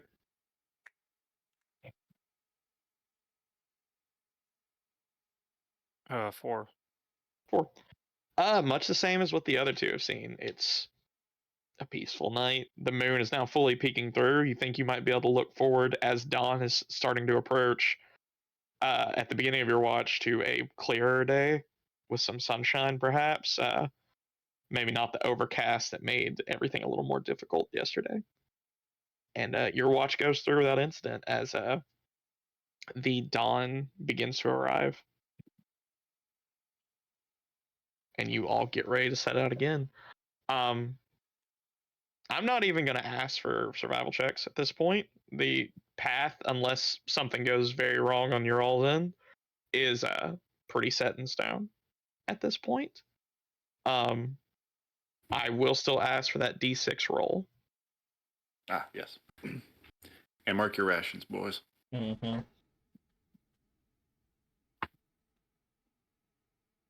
Got a 4. With a 4, you pass through these foothills, still going down slope just a little bit, uneventfully, as the day sort of passes on relatively easily. This is about 3 or 4 hours in. Uh, give me one more roll. Use Kawaii. Another 4. Okay. The day passes by. The sun starts to shine through the canopy of trees, and it's looking like a better day than it was yesterday as you guys spend the first 6 to 8 hours of it just moving through the forest. And as day comes to an end, you start to see smoke popping up ahead of you. Not smoke like a wildfire or anything like that, but smoke like civilization. Mhm. As you keep moving forward, and as you break the tree line, you see what begins to be like little farmsteads growing various crops, and then a small town. Small relatively. It's significantly bigger than Harrison was. It is probably, I'd say, a couple dozen buildings instead of the maybe 10 or so that was in the town you just left. Um, Notable things you can also see as you approach, it seems to have a rail station and several other things that you would expect from a bigger town, amenities. You also note that you see lines up moving west and east that would denote that potentially there's a telegram here. As you all start to walk down the slope of the mountain, still on the path of Mary, it's very clear where she was headed, or at least where she would have stopped at some point. As you guys sort of break this tree line, move forward, you see on the side of the road as you sort of make your way onto it a sign that says Fayetteville as you approach. So you guys see that she's clearly riding into this town. How do you guys go about this now?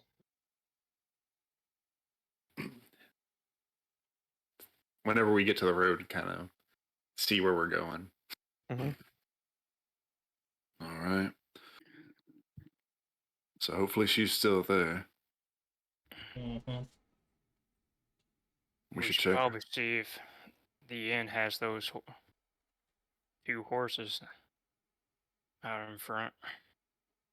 No, that's a good idea. I think it'd also be good to check whatever train station's out there. Or maybe see if she's trying to leave a message. Agreed. Do we want to split up and try to tackle both at the same time? That'd probably be smart. One head We to gotta the be train careful. station. Mm-hmm. One heads to the inn. Maybe the other to the sheriff. And explain the circumstances. Ask him if he's seen anybody. A new roll around. Some All right. pretty woman coming in with 2 horses. Sounds like a plan. I'll take the inn then. I can head to the train station. Are you going to talk to the law? I'll go talk to the law. Okay. All right. Who would like to go first? What's the first thing we get to in town? First thing you'll get to in town is the train station, since the trains come in have to be a little off center of the town. Okay, then I guess I'll go first. Okay. As you sort of walk up, you see a wooden platform to a well shingled, like this is a far cry from the more shacky exterior that was Harrison. As you walk up and see a well built, significantly newer building, uh, with a small line of people sitting at sort of pew like benches, waiting for a train to come. And just peering through the sort of glass windows inside, you can see a ticket taker in a little booth inside. And given that this is train and telegram wires need a open expanse to run along, this is also where you would send out a telegram as the wires run along the train tracks. Alrighty. I guess I'll go to the ticket vendor. Mm-hmm.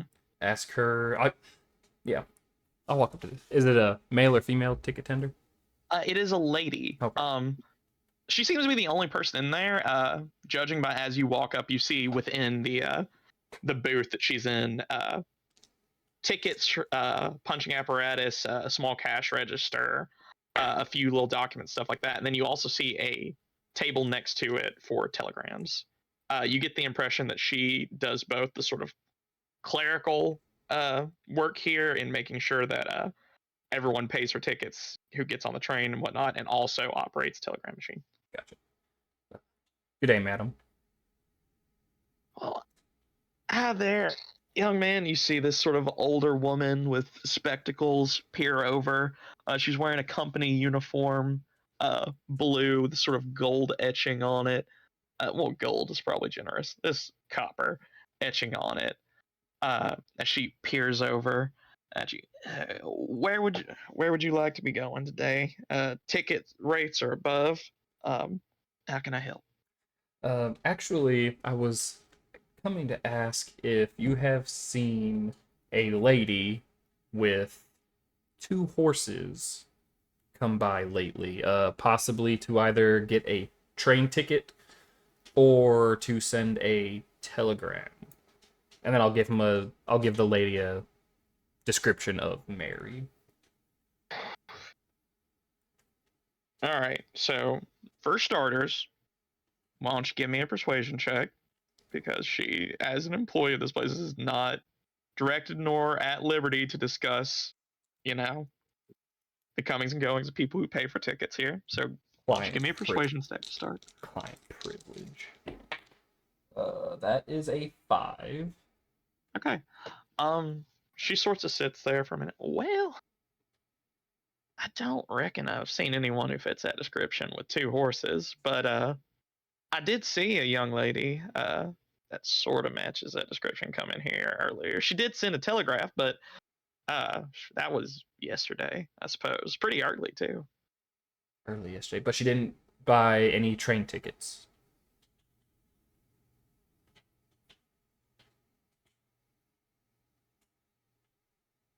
Is this young lady a friend of yours? Business associate? You pining for her? Well, ma'am, the horses she stole from me and my companions. So we're just looking to get them returned. We've already found 2 of them deceased along the way here, and we're just really hoping to get them back so we can return them to the stable that we rented them from. Well, I hate to be the bearer of bad news, son, but as I said, she only had 1 horse when she got here. So horses, maybe if you find her, you might get lucky enough to get the one she was riding. A little dappled gray thing. Looked like a good horse. Looked a little tired, but I don't think you're getting horses. All right. But I don't really know where she was headed. Like I said, she just sent the telegraph and went on her merry way. All right, so she sent a telegraph. Okay. Well, ma'am, I do appreciate you for your time and for all the insight you've been able to give me. And then You are very welcome. I'll bid her a good day. Lord be with her. And with you, son. And shove off to find the guys and let them know that she sent a telegraph, but that she only had 1 horse, so we missed a dead horse somewhere. And yeah, that she did not buy a train ticket. All right. So the next place that is obvious, I would say the sheriff's station. It's on Main Street. You pretty quickly determine chance when you get here that there's more than one inn or place to stay. So my main thing is the tracks were followed. Do we lose them when we get into the center of town? The minute you hit the bustle, following any single horse or group of horses, impossible. And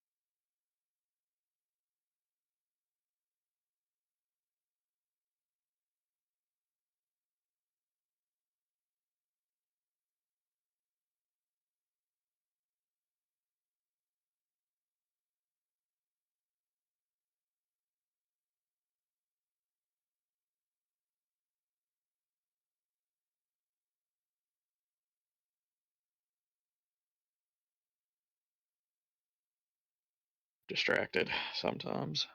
Oh, yes, sir. It's hard to keep the men pillaging the local. Jesus Christ! You gotta give you a side eye of that one.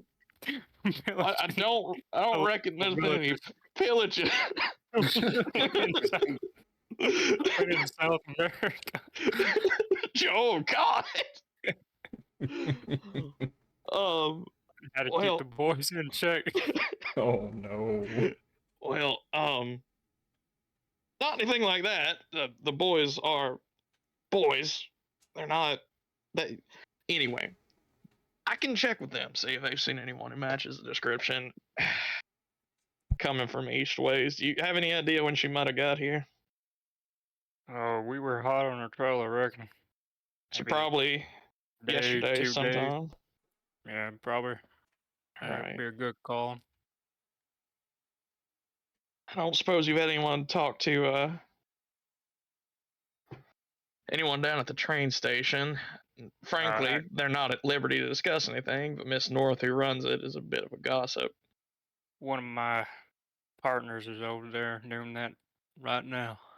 Well, that'd be a good place to check, I reckon. If she's got horses, she'd either need to stable them or do something with them. You go check down at the stables, see if they're there, or if they've seen the horses there, or there's a couple farms out on the edges. If you got no luck at the stables, you could check there. Otherwise, I reckon either one of the inns would be the best place for you to look. We got two of them around here. We got the Broken Spoke and we got the Muddy Rose. Alright. Pretty much on either side of town. I'll check out the stable and head on to the far end. All I right. got my other compadre. He's looking at the inn, probably the closest one he could find. Checking out that, see if he can find any clues to this dastardly villain. We're gonna get this whore. Right. Make sure. So, hold on. Is this something we should be worried about? Now, I know it sounds like she's got a bit of a personal thing with you, but is this young lady, is she a threat to my town?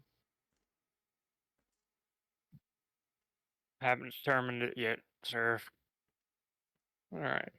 Well, you do me I'll a let favor. If you find her before you leave, let me know. Also, and he just kind of points at you. This is my town.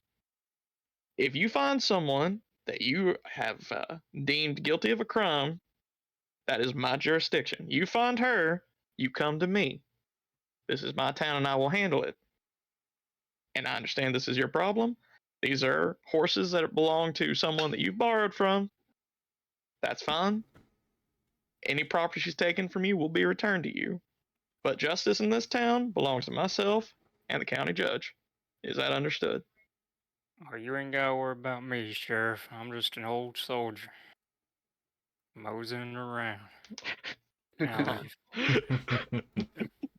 Moseying around. Give that man a chip. You can have a chip. Take a chip. As he just sort of sees you out the door as you make your way. So, for the sake of things, if you're going to go to an inn and Chance is going to go to an inn, you two are going to go to different inns. So, Chance, would you like to go to the Muddy Rose or would you like to find your way to the Broken Spoke? Either of them have like a stable attached, or is that somewhere else? Stable Inn would be somewhere else. Okay, then the first one that I see. Okay, since you were in the middle of town, they're equidistant. If you walk that way, we're going to say you walk the other way. So you make your way left as John H. Whitman goes right towards the sheriff's station, and the first one you see is the Broken Spoke. All right.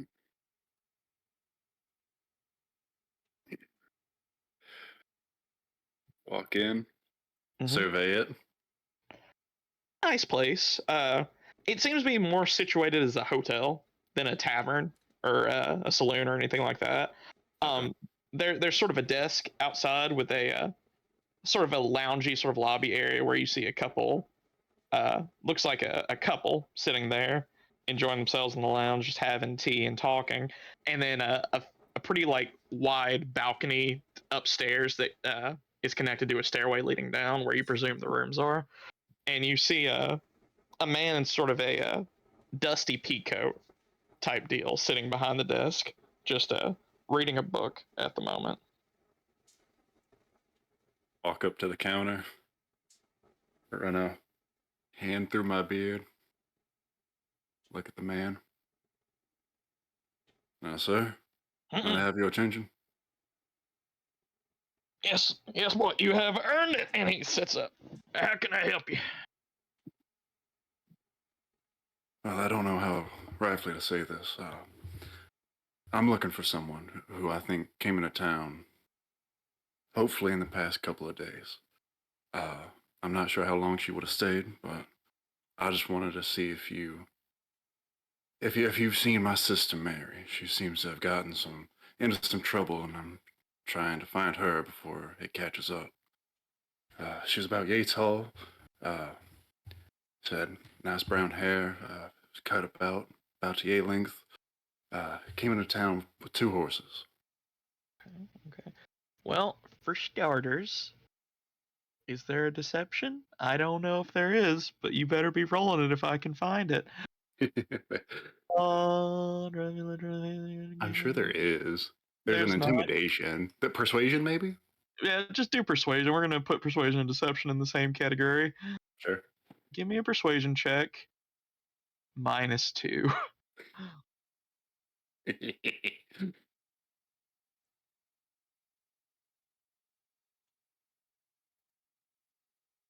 10 minus 2, 8. Well, I want to go ahead and Bad say, puppy dog eyes. as a principal, I'm not typically obliged to hand out location of ladies traveling alone to men who've come looking for them. However, you seem to be in a bit of a spot here. I can tell you that I've not seen your sister. At least not in the past few days. The only ladies we've had checked in have had fellas with them, none traveling single, and none of them really matching the description that you gave me.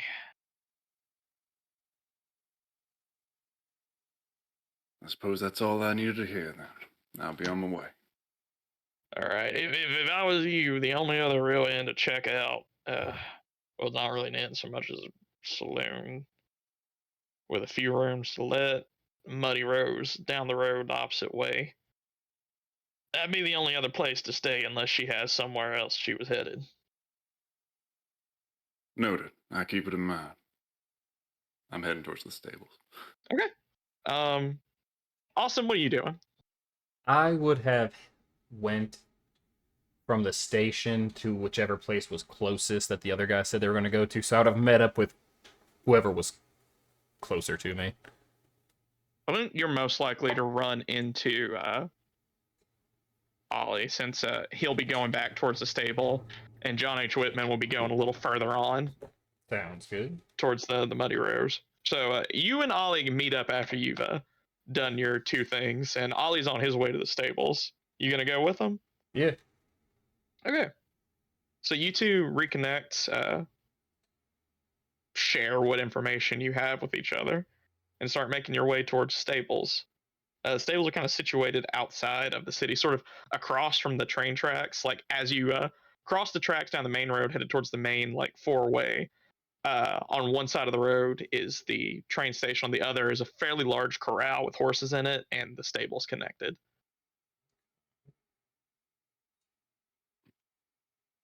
Walk up. Is anyone like maybe just kind of like a stable hand, stable boy working Um, around? yeah. You see a young lady pitchforking hay into stalls to horses that are inside. Uh, just sort of sweaty from the start of the day, seems a little tired, leaning on the fork between, maybe a little too long between every heave. Pardon me. Might I have a moment? She sort of looks down at the pitchfork and the thing. You can have 5 or 6 if you'd like. That'd work just fine. Now, Miss, we're new in town, and well, I'm trying to figure out where my sister went. Her name's Mary. She came into town with 2 horses. Physical description is this. Just trying to catch up to her before something bad does. Well, I don't suppose. I spoke with her, but I think I saw that young lady. She was talking to the Really? owner. Yeah, she was talking to the owner. I think she actually. I'm sorry, but I think she may have actually sold one of those horses to him. All right, that's fine. Is he in now? I think he's back there, and she kind of like looks over. Hold on, and she sort of walks back into the.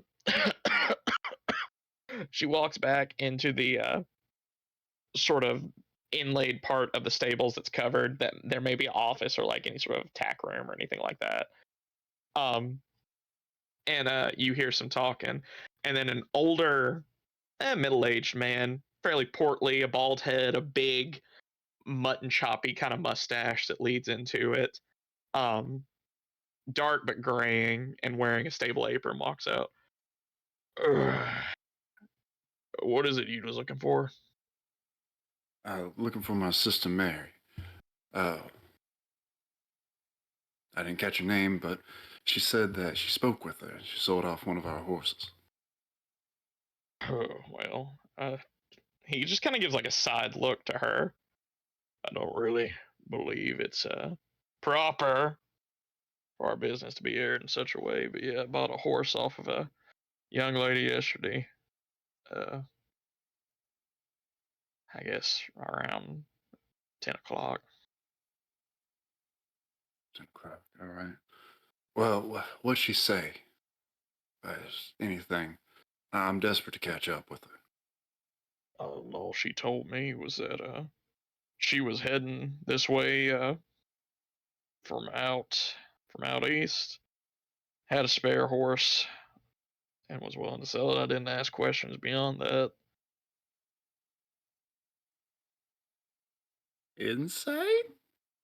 Sure, but it's just notice. Yeah. Yeah. I don't think this guy knows anything more, because why would he? But to be safe. No. No. No. How no? A 1 and a 2. Okay. Okay. It was I'm close. watching, motherfucker. It was close. One of you bitches hadn't crit failed since we started. I'm waiting for it. Okay. Technically, I did crit fail. I re-rolled it. Okay, fair enough. But he just sort of looks at you. You don't get anything like deceptive off Yeah. this dude. Like he's short, but he's having to air out business of his business because his stable girl's got a bit of a mouth on her. So that's pretty much all you get. Yeah. Okay. I'm Alright, staying quiet because I'm silently wondering why Yeah, you're I mean- lying to these people. Because liars go to hell. So I'm thinking of how I'm gonna have to lecture you later. Do you are you also making notice checks? I mean, you're there. You can actively try to gauge this dude if you want. I guess I will. I've just been okay. Let me see. I mean, you're there and silently observing. Like, I mean, I don't see any reason for you not to if you want to. 7. All right, yeah. Ollie's too caught up in his own performance to maybe notice it. Liar. You think, as you're watching, a man who notices sin, despite how minor it may be when it pops up. This man is being very short to the point because he obviously knows he bought a stolen horse. Okay. How do I want to go about this? All right. Now, sir, I can tell that you're not being completely forthcoming with us with this information. Call it what you want, social cues, or just knowing a liar when I see one. I'm just gonna have a dramatic pause there. Just kind of let that affect both boys. He swells up a little bit when you say that. Now, I don't appreciate that implication. I'm in the business of horses, not in gossip, and I am in no inclination or no responsibility to talk to you all at all. You want to know the lady was here, the lady was here, and I don't appreciate being called a liar in my place of business. I'm not calling you a liar that you saw her, sir. I'm talking about lying about knowing whether or not the horse you bought was stolen previously. I don't know anything about that horse, and it's not my responsibility to know so. Both of you give me a common knowledge. I was about to say, do I get to Both of you get a common knowledge check on that one. reroll that one? 11. 5. It's absolutely his responsibility to know if a horse is stolen or not. Now, sir, I will say it again. I Oh, know, Lord. I know a liar when I hear one. Now, be it, if you are the stable master of this town, I would think it would be your responsibility to know whether a horse that you purchase was stolen from its original owner, considering that original owner is the spouse of a sheriff of another town. I suppose this sheriff wouldn't take too kindly to that kind of information. All right, now let's all hold the fuck on. Now, People- I will look people aside. lose papers all the time. We're out on the trail. Carrying documentation is not always a surefire thing. I may have bought that horse on goodwill and trust that she had just misplaced these documents. Is that strictly what I'm supposed to do? No. But it's felt the Christian thing to do. And, sir, how is that the Christian thing to do? Please enlighten The me. young lady seemed to be in a spot of bother. She was traveling alone with multiple horses. And I thought it best to give her some folded money to make sure she could go about her way safely and with the Lord. Now, sir, Amen. I know you are not trying to lie and bring the Lord into your false pretenses. For if you were a godly man and doing things in a godly fashion, you would know that it is said in the Bible when helping other Christians that they are to be just that, known members of the body.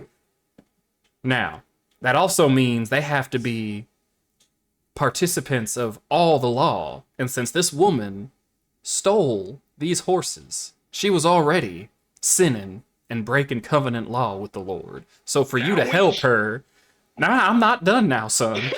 I put my hand up. I pull out my Bible and open it. Oh, Lord, no. He's got a gun. Yeah, Austin gets a Benny. Yeah, no, he Yep. definitely gets one. I was Yep. going to wait till he was done, but he gets a chip. All right. Now, since you helped this woman, it states that when we help those in sin with their sin, you are no better than the sinner. So do I need to bring up... Now, son, I said I wasn't done yet. Oh, Breaking down. Now, we know that horse was stolen. I know you're lying about knowing that horse was stolen. If I need to, I will bring the law into this. My friend is at the law right now.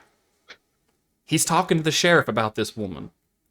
So if I need to, I will bring the sheriff of this town into this, and you will pay for what you've done. Because you did not just sin, but you broke law. And that's another sin by breaking the law of your country. And you know that as well if you were a God-fearing man. Now, do we need to resort to these, or can we get the information we need, and I can talk to you on a one-on-one basis, I don't and we even can know set what you right want. with the Lord? I don't even know what you want. You showed up, asked where the girl was. I told you. Ollie, ask any question you want. This man is going to be right, and he's going to tell us every truth he knows. Well, I suppose there's two things. One, exactly what she say. Anything more than your transaction.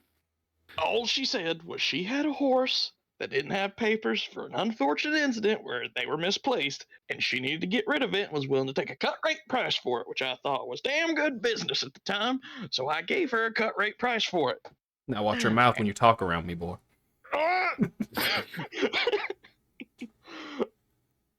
And that's it, she said. Which way This is did what I she got. go? Into town. I saw her head for the town center, and then she took a right. That's it. That's all I know.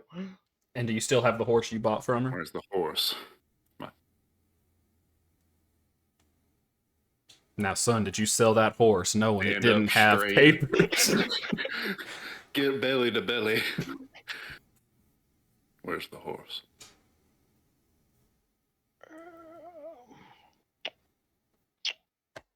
I gotta know how many balls he has left. I'll roll intimidation. I'll start to snarl. Give me an intimidation roll +2. You guys have kind of got this boy cornered. I'd help you, but I don't have the skill. Oh.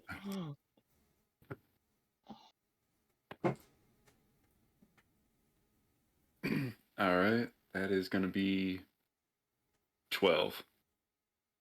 I don't have it. I figured hang on to it, and just in case the papers appeared apparated. I would be So perfectly happy to return it to its original owners at half the price I paid for it. So Well, you're so lucky. you're gonna charge the nice lady who rented us that horse. JP, this nice man isn't going to charge us a penny because he's not going to get in trouble with the law. And the people who are looking for that horse have just walked up on his doorstep. Isn't that right, sir? That's right. I'm older than both of you. That's right. Hey, boys, give me 1 second. Michaela just smashed her hand in a window. What? I'll be right back, sorry. What? Why are we opening a window? It's cold out there. It's cold out there. Ah. Was she stuck in it? Probably He not had to stuck go in it. free her from it? No, he's probably just checking to make sure she's okay. Not having to get her out. I hope not.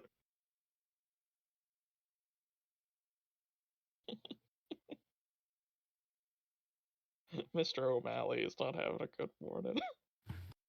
Oh, is that his name? His name is James O'Malley. James.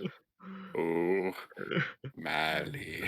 All right, I'm you back. boys give a shit. Is she okay? Yeah. The room was getting hot, and so we opened the window, and she opened it all the way, and it started getting real cool inside the game room, so she went to close it, and it just slid all the way down on her hand that was on the bottom of the windowsill. But she's all right. It ain't like super swollen, so nothing's busted up. It just hurt real bad. Anyway, where was I?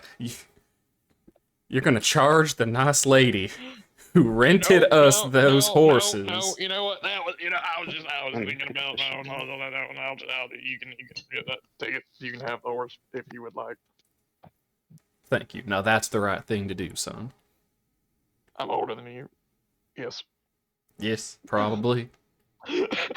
But your actions are not that of a mature man, nor a mature Christian.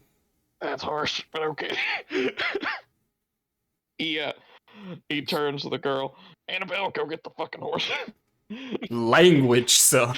Go get the horse, Annabelle. Hold that Please. thought. That half off deal still running? I suppose we could use this an extra one. He looks past you boys at the place where the sheriff station is. For discreet customers such as yourself, I have nothing but discreet. of course, it is. All right. Mm. And how much would that run me, sir?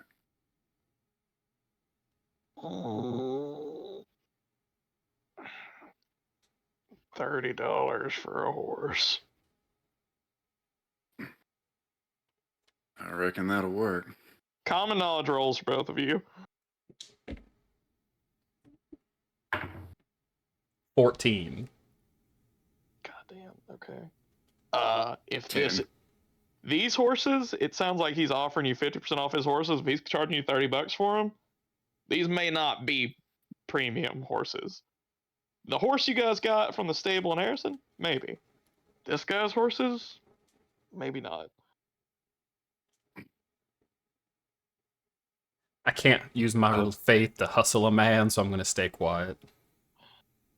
I'll pull out $20 and tuck that into his front pocket. That's what I'm willing to give you for being a discreet customer. Now, Annabelle, One horse, right? that stolen horse, please, and one of your finer horses, please. And let's not forget the feed. She just sort of sitting there, like, with a half grin on her face, like, she's eating this shit up, just sitting like, oh, I will do chance just presented. that. Yeah, everyone who's involved in this gets a chip, including me now. Annabelle runs off and comes back with 2 horses. The brown and sort of white spotted horse that you guys recognize, and then who will be riding the second horse? Because there's a whole selection of horses. I'll let you tell me what color it is.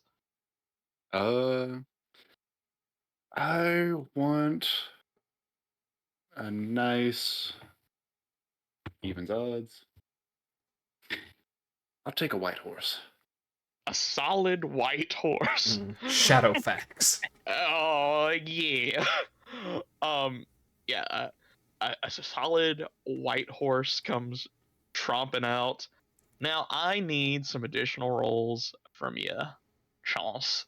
Okay. So I need you to give me 2 rolls of a D20, please. T20. Mm-hmm. Fuck you. You want these rolled together or Separate, please. separate, please? All right. First one, 17. Okay. Second, 12. Okay.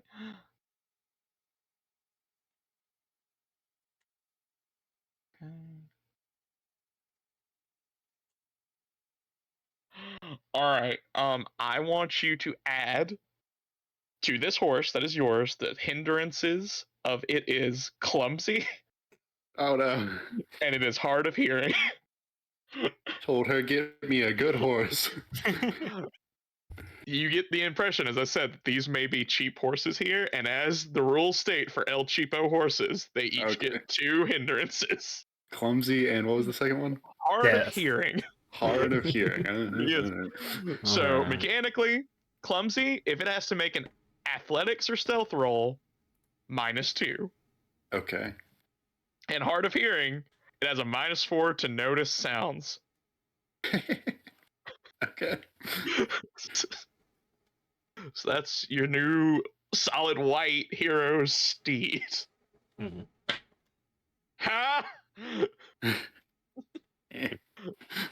But okay, that that horse comes trotting up to you. And the other perfectly fine horse who does not have hindrances comes trotting up as well. Now, does the horse that that you're returning to us still have its saddle?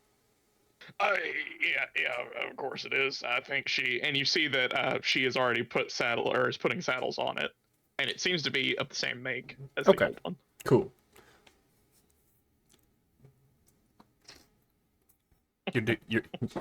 You got some redeeming qualities, son. Yep. Yep. Yep. And I'm gonna go ahead. I'm Yep. gonna pass him $10 to make it the 30 that was the agreed upon price, because I can't stand to try to swindle a man.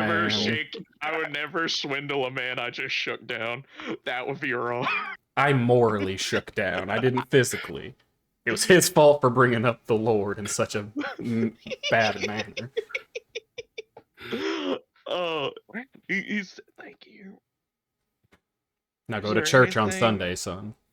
I will do so. Is there anything else I can help you Can- gentlemen with? Can I tell if he's lying? Look at the horses. Did they add the feed that I asked for? He did. Good. You can make a notice check if you want. Nah, that's fine. No, I'm talking to Austin, who's trying to determine if this dude's lying about going to church on Sunday. Oh, I get to reroll my 4.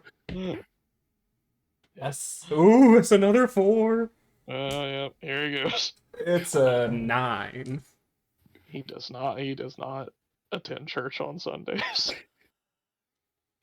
You got to work on if you're gonna make lying part of your life, son. I put my hand on his shoulder. You're gonna have to be a lot better at it, because I think you should probably just turn a better leaf in life. That was confusing advice, but I will try. How about you just try to get your butt to church on Sunday, and I'll just swing on back into town sometime, and I'll check up on you. Okay. JP, we're wasting daylight. You're right. Remember what I said, son. And I pull out my spare Bible and I give it to him. I don't know what I thought you were about to pull out. You were about to whip it out on it. Oh, hey. Oh. Joke's on you, I'm Catholic.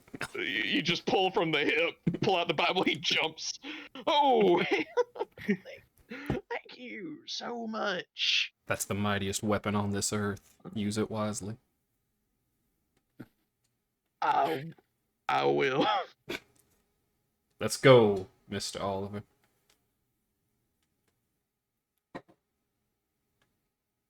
And I guess we go find wherever Mr. Yep. John H. Whitman ran off to. You guys start riding back towards town, towards John H. Whitman. You hear in the background, as you look over his shoulder, he looks back at Annabelle. After that, get back to work! And he just goes back into his thing. And we go to Mr. John H. Whitman as he approaches the Muddy Rose. All right. I entered the swinging doors, I assume. Quite swinging doors. This isn't that far out west. They need a little more insulation than swinging doors. It could get real cold real fast. All right. Entered the door. Lame, but yeah, I'll go through the door. Lame. You see a more typical of what you would expect a tavern to be. It's laid out with a bar room out front, with a sort of a 90-degree angled staircase that goes up to an upstairs where you presume rooms to be. You see folks playing darts over to the side. You see a card game going on. A few people having sort of a meal and like a midday drink. No one's drinking too heavy this early, as the saloon just seems to be at a nice chipper bustle. All right. Go up to the bar. You see a man wearing a sort of a vest with a pinstriped collared shirt. He has a well-kept waxed mustache, dark hair sort of pulled to the side, parted. Turns to you. Well, hello there. What can I help you with, or what can I get you? I take off my cap, lay it on the bar, hold up my hand. Mr. John H. Whitman to you, sir. Oh well, Harry Jones. Welcome to the Muddy Rose, my establishment, finest place west of the Mississippi. Well, this is about as fine as places I've been in for a few days now, I reckon. Very nice. I do appreciate that. A few days is not west of the Mississippi, but I will take it. Well, I haven't been too much south of Mississippi. I just came up from Inglesburg. Where you come from? Inglesburg, that's the one. Harrison. Harrison. Came from Harrison. just came from Harrison, out east. You familiar with it, sir? I'm familiar with it. Bit of a ways back, especially if you took the road. But I imagine you're in the sore need of a drink if you came from Harrison. Possibly. Depends on if you can give me some information. The reason why I'm out here is because I'm chasing a woman down. Ah, well, I've heard that story before. I bet you have, sir. Many have tell. But this ain't no love story. Mm, no, Hmm. sirree. This woman done stole our horses. Me and my fellow comrades trying Ooh. to track her down. Well, have you spoke with the sheriff yet? That's where I would go first. I did. He told me to come here and check out a few other places. This is my first stop on my Well, investigation or tour of this small town. okay. Well, you understand that I'm not at liberty really to discuss my patrons. Um, they come and go, and discretion is advised. He says he puts his hands down on the counter, sort of spreading them wide, but then he just sort of like flexes the fingers on his right hand as he leaves it open. You understand? Oh, I understand. However, this woman done broke the law, you see. Mm-hmm. Are you someone that partakes in law breaking? I believe that law and order is the only way to recover what's left of civilization from what has happened to this world. Dark and dreary though it may be, law and order is the only thing that separates us from everything out there that is un-American. Amen to that, sir. How about you guess around? All right. He pours out a glass of whiskey, I'm presuming? Whiskey? Whatever he gets. And pushes it over to you. Oh, you serve yourself up one too, sir. Well, Find common ground here. well, I am not opposed to that. And he pours himself one. He holds up the glass to that which is American. Yes, sir. Now, speaking of American, the American dream is to live free, happy. Hmm. Can't do that with people running around stealing horses, trying to kill you. So, how about that information about that woman? And I give him a description. She looks like this. You think you've seen her? Well, he sort of flexes his hand back as he pulls it back. Well, can't really say that I have. A lot of people come through here. Most of them stop here for a quick drink, I'm not gonna lie, so I am privy to most of them, and I can't really recollect seeing a young lady such as that.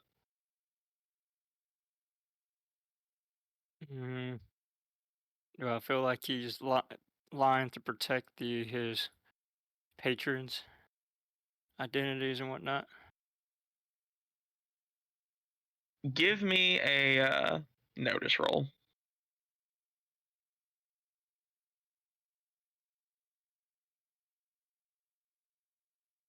11.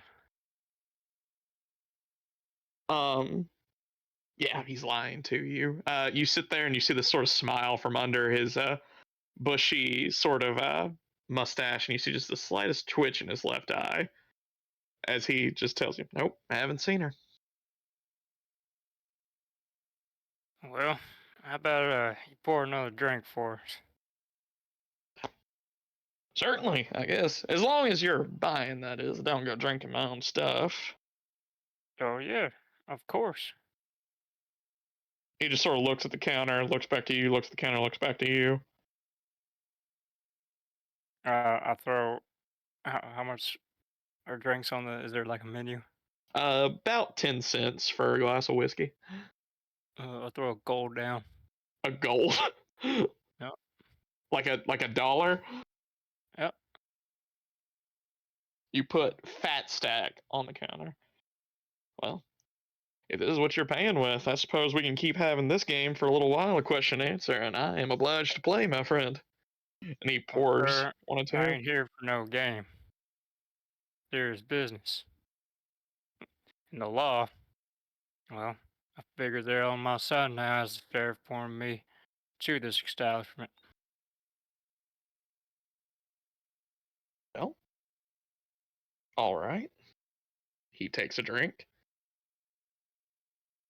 the rightness of your quest here, son, won't make me know things I don't know any better. Now, I do appreciate that you're in a spot of bother here, and I would love to help you out. Shame is, I can't. I haven't seen your girl. Hmm. I have a feeling you have, since this is only one of two establishments that one could stay.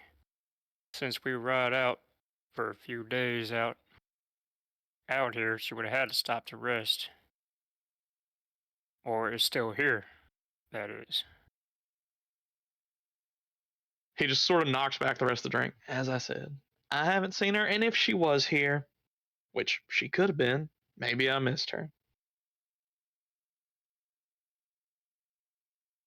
Oh, I see you twitching your hand a lot. Noticed that. Came in. Are you a gambling man? Is that why your hand is twitching? Just a old tick. Once you get up there in the years like me, you start to develop one or two. Oh, Must have tick, been the huh? rain that just went through. What you know about old ticks? Did you serve, sir? Did you fight for your No, country, speaking about American? can't say that I did. I was out west during the whole bit with the war. And then Earth exploded, and it all seemed kind of futile, you know? Men fighting over something as petty as land when the world was going to hell. Didn't have much of So, a taste for it. so you want to fight over, say, this establishment that is yours? Well, I reckon I would.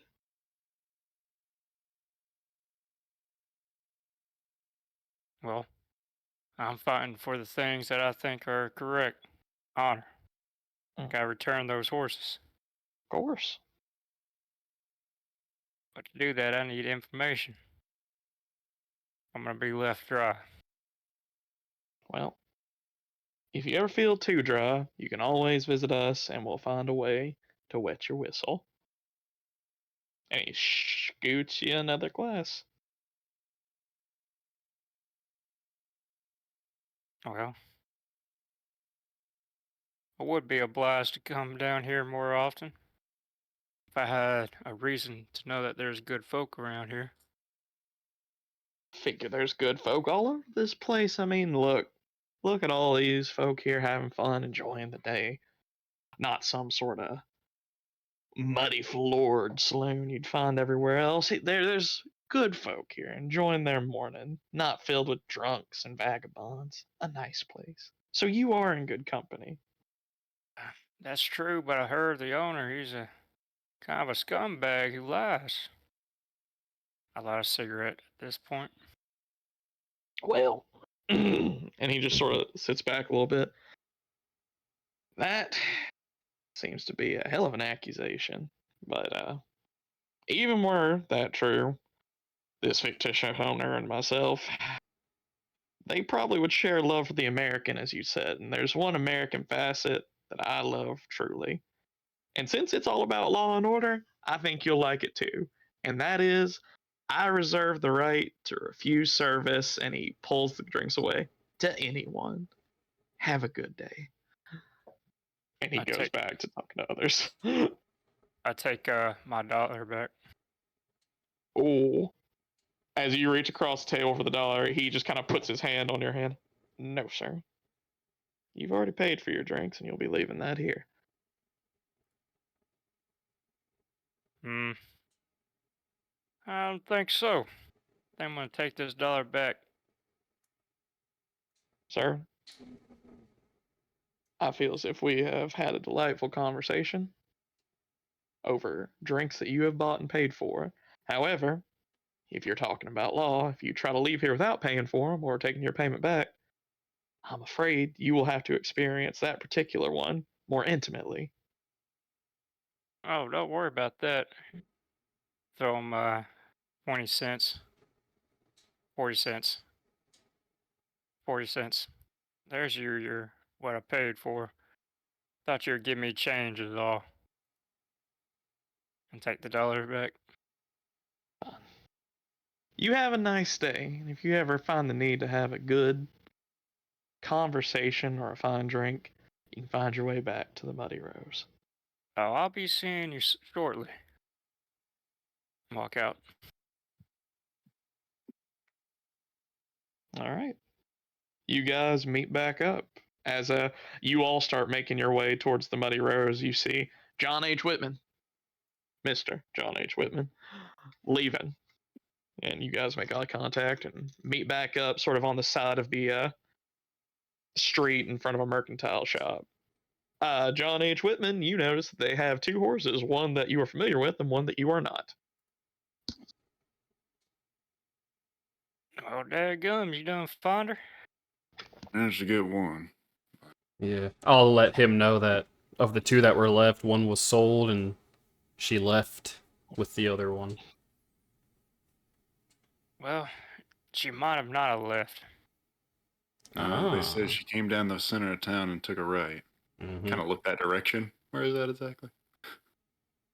Down the town to the right is headed the way that you guys are coming. Like you guys were headed towards where you thought it would be, and that's where you met Okay. Mr. Whitman. Try to talk. Well, I talked with the sheriff. He's a good man, respectful. He's gonna send out his boys to take a look and see if he can find anything, any information about her. Good man, he is. Our man in the saloon couldn't break much information about it. Talked about crime and punishment and the American dream, but when pressed, he wanted to protect his patrons. He says, even though I explained to him about the situation of the criminal horde that we're chasing. Now, as I see, he doesn't know about you two faces. Maybe we could send one, and if that one fails, then we send the other. We try to get more information from him. However, I know he knows something because when I told him he has a tail, his left eye twitches, which is like he's seen something even though he never served. He doesn't know about fear. I'll show him fear if we can't get it out of him. That's for damn All sure. right. Well, it'll be a little suspicious if we all go in asking for the same lady. Yeah. So, how about you Just two had poke to shoot him around? then. How about you two poke around the other side of town? I guess this side of town. And I'll poke in and maybe talk to some of the locals. Sounds good. All right. Hand over the reins to Captain. Mm-hmm. He's got the saddle, so you got another horse saddled up. 4 saddles. Count them. Count 'em. Hour. Yeah. But as you two split back, or you three split back up, Oliver's headed back to the saloon, right? What you just said. Yeah, I'll head back to the Muddy Rose. And the other two are asking about town. How are you two going about that? Oh. You going anywhere in particular? You just kind of willy-nilly asking people, "Have you seen this man?" And then, what's the plan? Mr. Whitman, if you Yes, were sir. a lady on the run, where would you go first? Sir, I have never been a lady. I have no earthly idea. If I was on the run, I'll go to the local saloon. Also, I would just stay out in the. Actually, I would just stay out in the wilderness, most likely, since my survival skills. And since I've been out on the run, back in '08, me and my platoon got cut off. In We had to 08. go. I was going to say, how old are you? It's 73 years ago. back in 35. What? I thought you were only like 47. I don't know. You were out in the wilderness at A birth. while ago. You jumped out the womb with a pistol and a shotgun in each hand. Buck wild. No, we should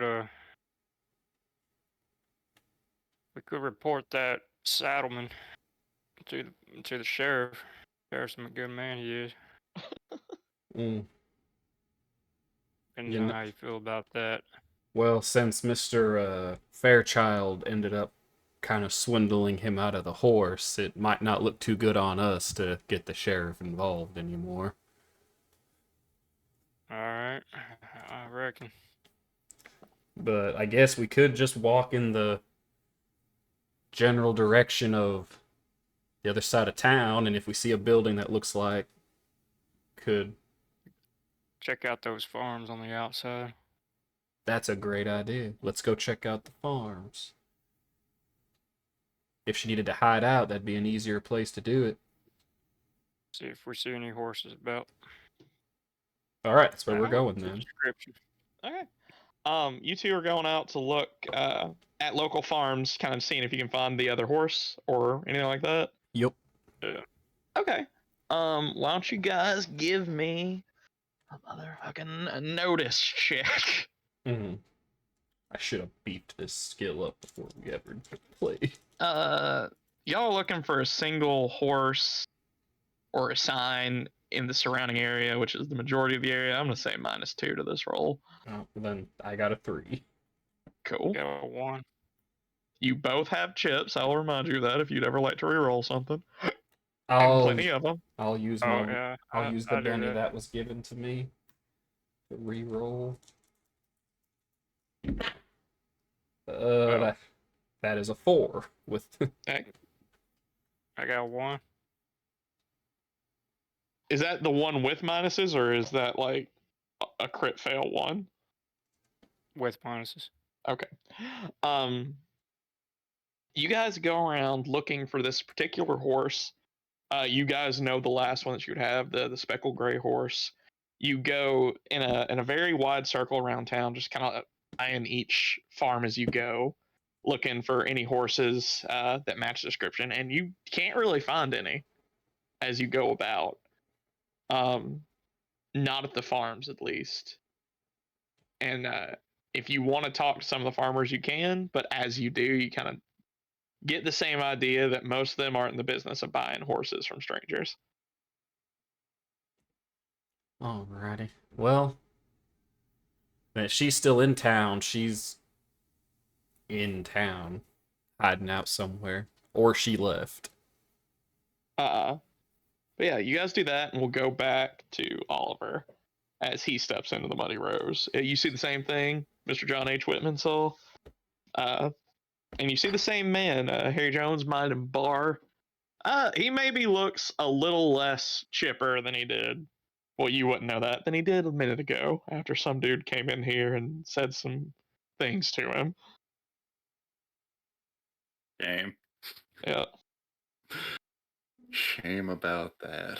Mm-hmm. All right. Let me reevaluate something real quick. uh, and so there's just a bunch of like drunks around here, or No, any other no, clientele? very much the exact opposite. There are quite a Oh, okay. few like townies in here. This looks like people enjoying like a nice midday like drink, meeting with friends, stuff like that. Like I said, there seems to be people playing with cards, not like a money deal, no gambling, people playing darts, having drinks, eating food. No one's pissed drunk or passed out or anything like that.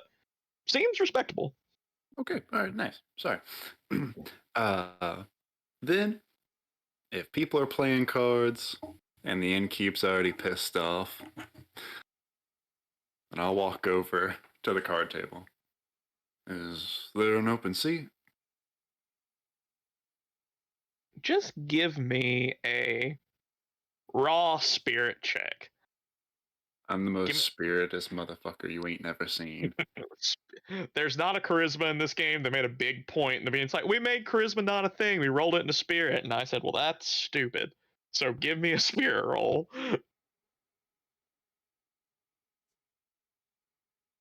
17.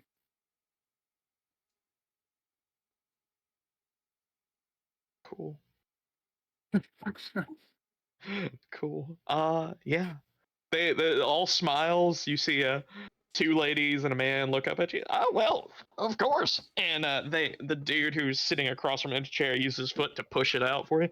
Have a seat, more the merrier. We ain't playing for any money, so if you're looking for that, wrong place. But Not conversation's my fun. kind of game. That sounds perfect. All Oh, right. Oh, Reggie, nice to meet you. pleasure.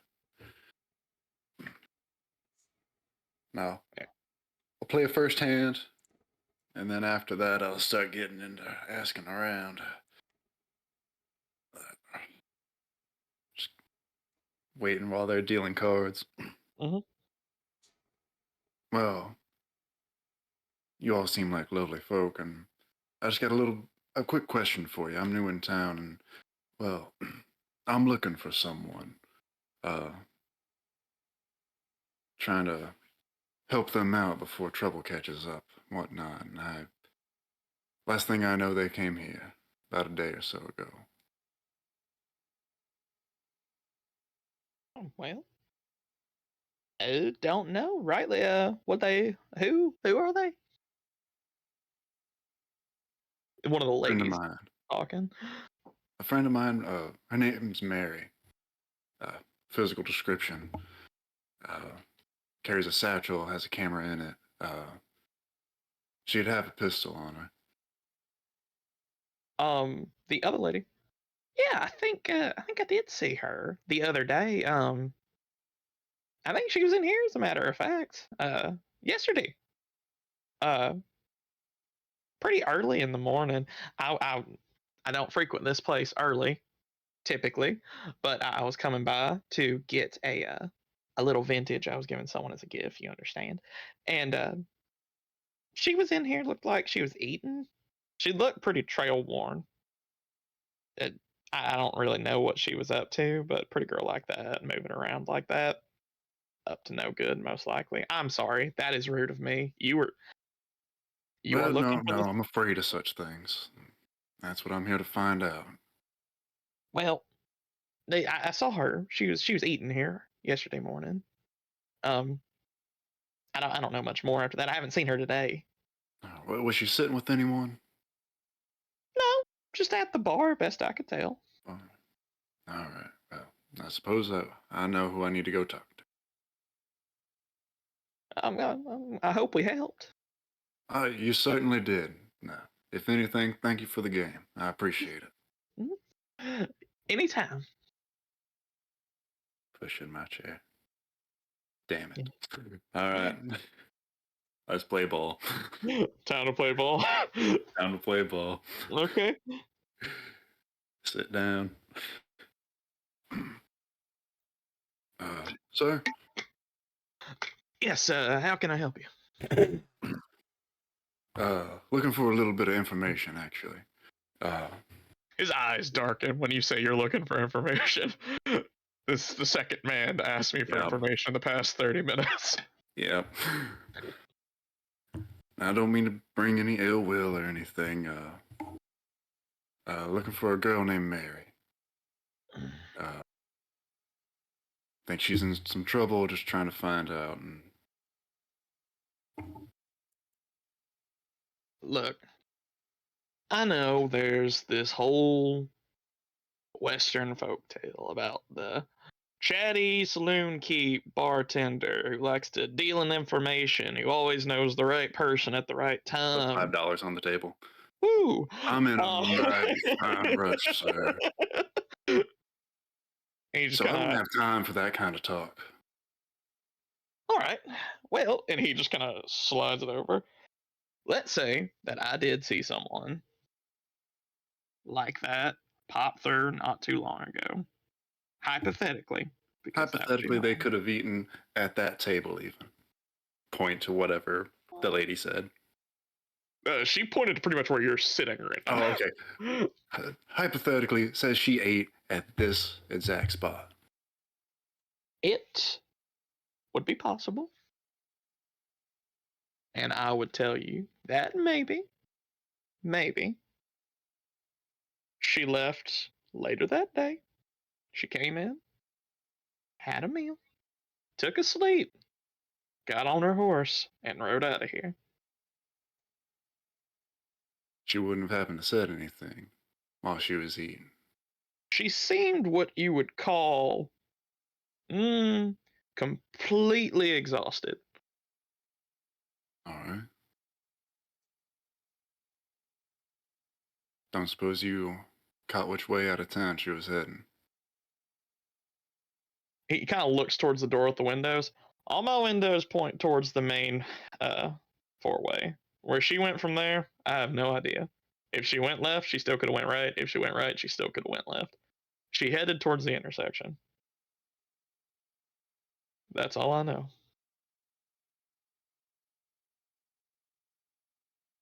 Can I spend a Benny to change the scene? Ooh, maybe. I mean, I'm open to suggestions. My first one is just he's a little bit more open. No, Okay. All right. not that one. Or possibly something that might work. There's another window that shows the cross section. You can see the cross section from here. We can flip that. You can see the cross section from here. The windows stretch all the way across. Sure. Okay. All right. Then boom. Well, now that you mention it, she may have taken a right from here. And a right would be headed west from this perspective. Okay. But again, as he said, this is a four-way that has several roads. Just because she went that way, she could have just went to a store to buy something on the way out. Well, Oh, shit. I suppose that's everything I need then. Mm-hmm. Well, I am glad to have helped. Mm-hmm. Take it easy. Walk on I out. will. Have a nice one. Same to you.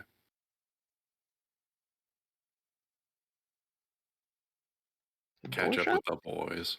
Mm-hmm. You all meet up. Oh, yeah. She went to the center of town, took a right. That's all I got. Is there anything to the right of town? Mostly houses. Taking a right, sort of leading towards the western side of town. Most of the store frontage and stuff like that is more situated on the eastern side of town for people coming in. There are a few shops on the western side that could be worth checking out, but you never know. Most of it is situated on the east side, though. Okay. And it's probably safe to assume that a lot of people don't come in from the west. No. Yep. Probably safe to say she just kept on heading west. She didn't stay long, more than just eat and sleep. And if she kept heading west, there's nothing out there. Unless what she's going for. Mm-hmm. So I doubt any of the shops are worth stopping at. I agree. Captain? Thoughts? Ideas?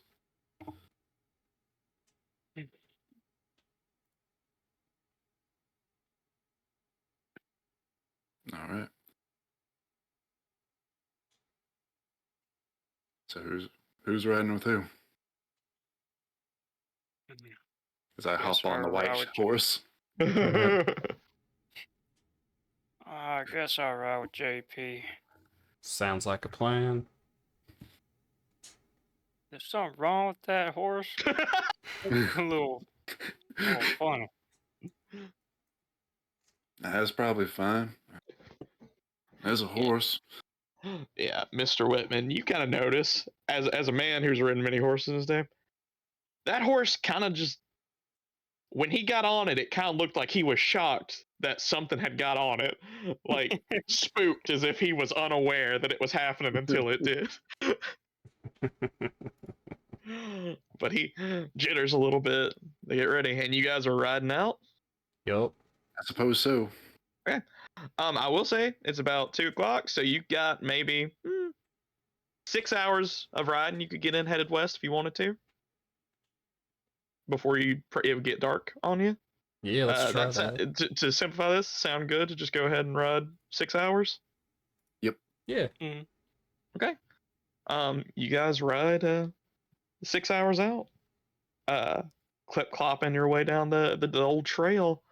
As you guys ride from the town you're just at, um, it starts to again flatten out as you guys are approaching more of like Oklahoma, or what would be Oklahoma, as the Ozark foothills begin to give way to a more steady plain. There's still plenty of wood, but it is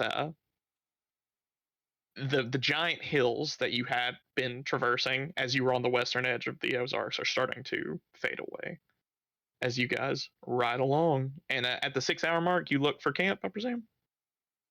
Yeah. Sure. Okay. Yeah, around that time, I'd probably like while we're looking for camp and not off like the main road yet, I might try to do a survival check. Okay. What for? Uh, horse tracks heading the way we are, not coming, and just Okay. one horse and not multiple. Okay. Give me a survival check. I know it's a long shot, but Yeah. it's what we're here for. It is what we're here for. That's going to be a re-roll since that was a 1 and a 2. And I need a good yes or no. That's more like it. 6. No. Yeah. The minute you hit the foothill stop, roads become less of an issue. Anyone riding west could have went in infinite directions in a 180-degree angle. They have no reason to really stick to roads too hard other than the relative safety of well-traveled roads, which as you go further and further west becomes less of an issue because everywhere is dangerous. So, no, you don't find any tracks, and you're not surprised that you don't find any tracks. As you do go west, you do know that aside from like petty baronies of like folks who have carved out their own little pretend empires or a few larger cities, there are not many places of civilization to go to the west, and they're all very well spread out. Okay. So going just west may turn your quest from finding a needle in a haystack to finding a needle in a barnyard. But you camp up. Give me a survival check, see how good of a camp you can find. This is more of a relative one, just because it's getting flatter and less wooded. This is mainly just to see if you can find a place that's not in the open. 9. 8. 9. 8. 4. 4. Okay. Were you guys assisting him or Yes. rolling on your own? Okay. In that case, that becomes a 7. So yeah, you find a nice place, sort of in a little grove of trees. You all have a rest. You hitch your 2 horses up to a couple smaller trees than you've seen previously. Start a fire and sit down for the night. You guys have anything to talk about while you're waiting? So where are we going to go from here?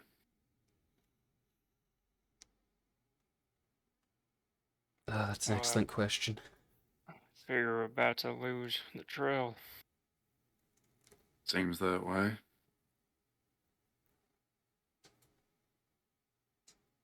I haven't been out this far, so I don't really rightfully know.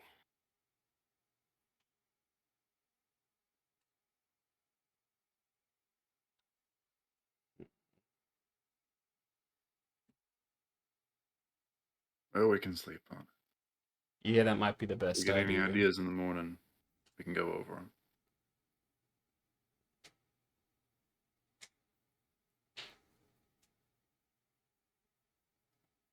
All right. You guys bed down for the night. What is the watch order this evening? I can go I'll first. go second. Okay. First watch, JP, Give me a roll. No negatives on this. Matter of fact, +2 on this one. Okay. A notice check. Yes. Since it's much more open now and it's easier to see things coming or going. Okay. 13 with the +2. 13, very good. With that raise, you can say pretty definitively during your 2 hours that there's no one within eyesight. And eyesight for you right now, since it's sparsely sort of treed, flatter area, probably a good half mile. Since anyone traveling at night would likely need lantern light to move. Okay. You feel pretty safe here. For now, and you hear the rustling of animals, small, nothing huge, and wind just sort of blowing through the trees. It's overall kind of pleasant at the moment. Nice. Okay. Uh, same watch order. So Oliver, you're next, right? Mm-hmm. Give me a notice check. And if JP tells me that like everything seems fine, and you said there's some trees around. There's trees around, and like he said, during his watch, he's got about a half-mile view, Mm-hmm. and he thinks everything's about ship-shape at the moment. Okay. Then I'll probably, like at the beginning of my watch, maybe even like climb up a tree Mm-hmm. and use the Get a scope on bird's my eye. rifle. Yeah. Yeah. And use the scope on my rifle to look for any kind of like campfires or just any sign of anything. Okay. Things to note, and this is kind of important, because of the like world. Scopes in this world are not sophisticated. They are very, very reliant on having light to see through. Okay. Like you can kind of see through it, but it's very spotty. It's not going to give you the boost it would give you during the daytime. Sure. But I will say with the scope and with your added elevation, you can add +4 to your notice check. Sure. I'll take it.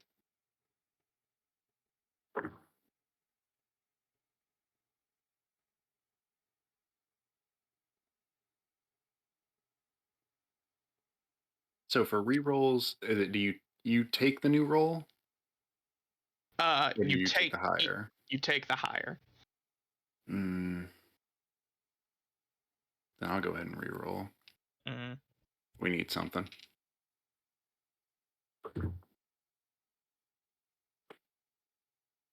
Okay. So 10, 14. Okay. 14 is extraordinarily good. 14 is good enough. Oh, thank God.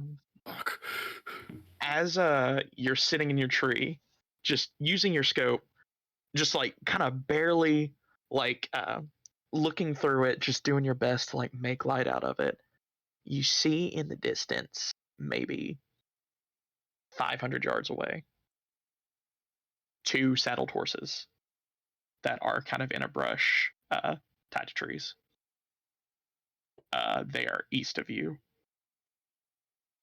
No riders that you can see, and they were not there when you got here.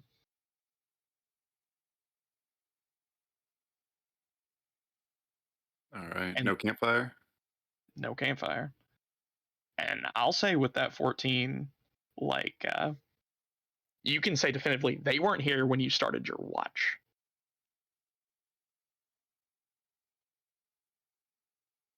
And so there's 2 horses tied up. Mm-hmm. And like not just tied up, like tied up off to the side. Like the little lantern light that seems to like be kind of a burnt ember that kind of drew your eye is the only thing that gave them away. So where are these sneaky motherfuckers? I will.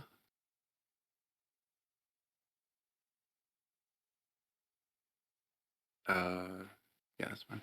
I'll take my harmonica Okay. and I'll throw it at JP to wake him up. JP, you feel something metal just right in your chest. Just a little thud hits you, and you snap awake. All right. Like not that loud, but just like What?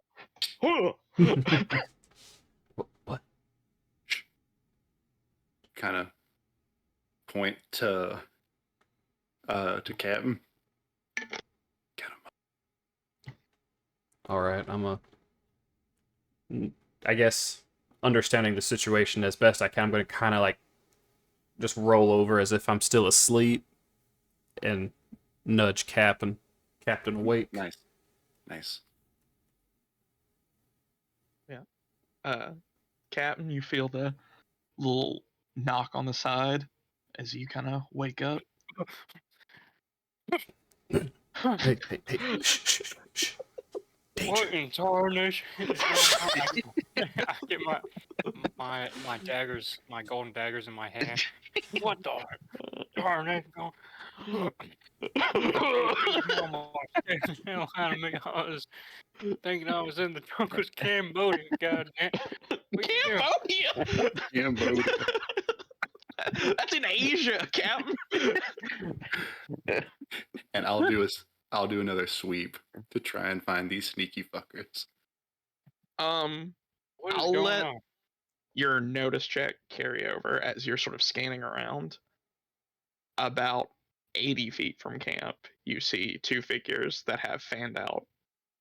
One is sort of at your 90 degrees, like at your 3 o'clock, and another is at your 6 o'clock, at about 100 feet out. All right. Can I get like body shapes off them, masculine, feminine? Teen, I don't see why not. They rolled pretty well in stealth, but you rolled very well on notice. One is female, one is male. Noted. Do they know? This might be a stretch, but does it seem like they know that I've noticed them? I don't think they could possibly at this point. All right. Then I am gonna line up a shot on the masculine figure, and I will take I suppose the aim action. Okay. You take the aim action as they move in, and the other two are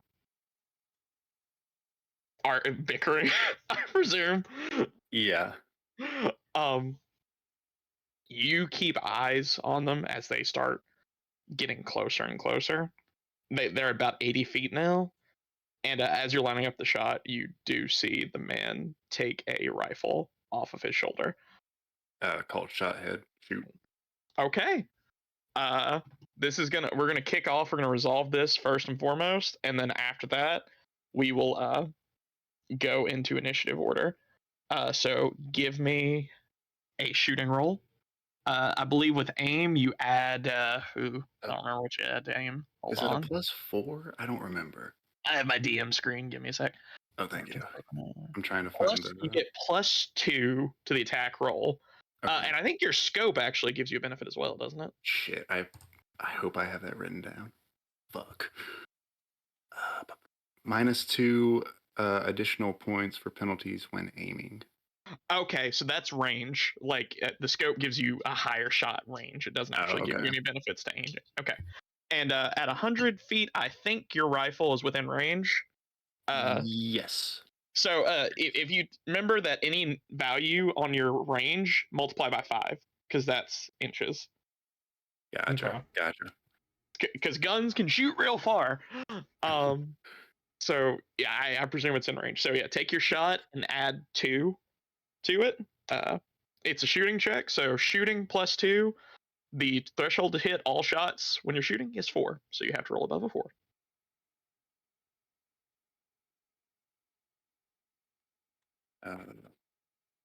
Threshold for shooting is a 4. I rolled a 5. Okay, you have a hit.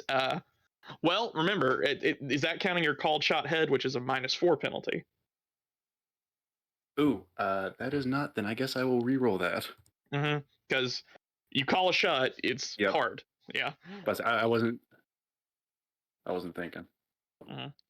There we are. There's So mechanically, you're at a -2 with the yes. aim action. Yeah, with the scope and everything. So that's a 7. Okay, that is a hit. I believe a called shot to the head, if I'm correct, is +4 damage. So roll your damage and add +4. Fuck this honky. This dude's having a bad day, probably. All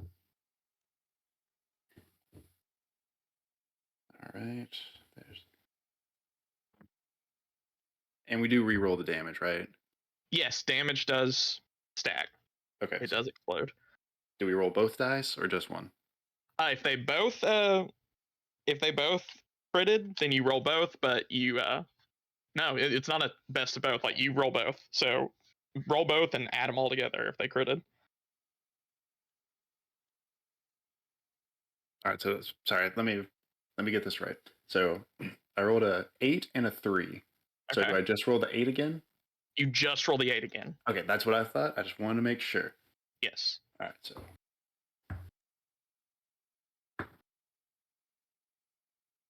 Oh no. Okay.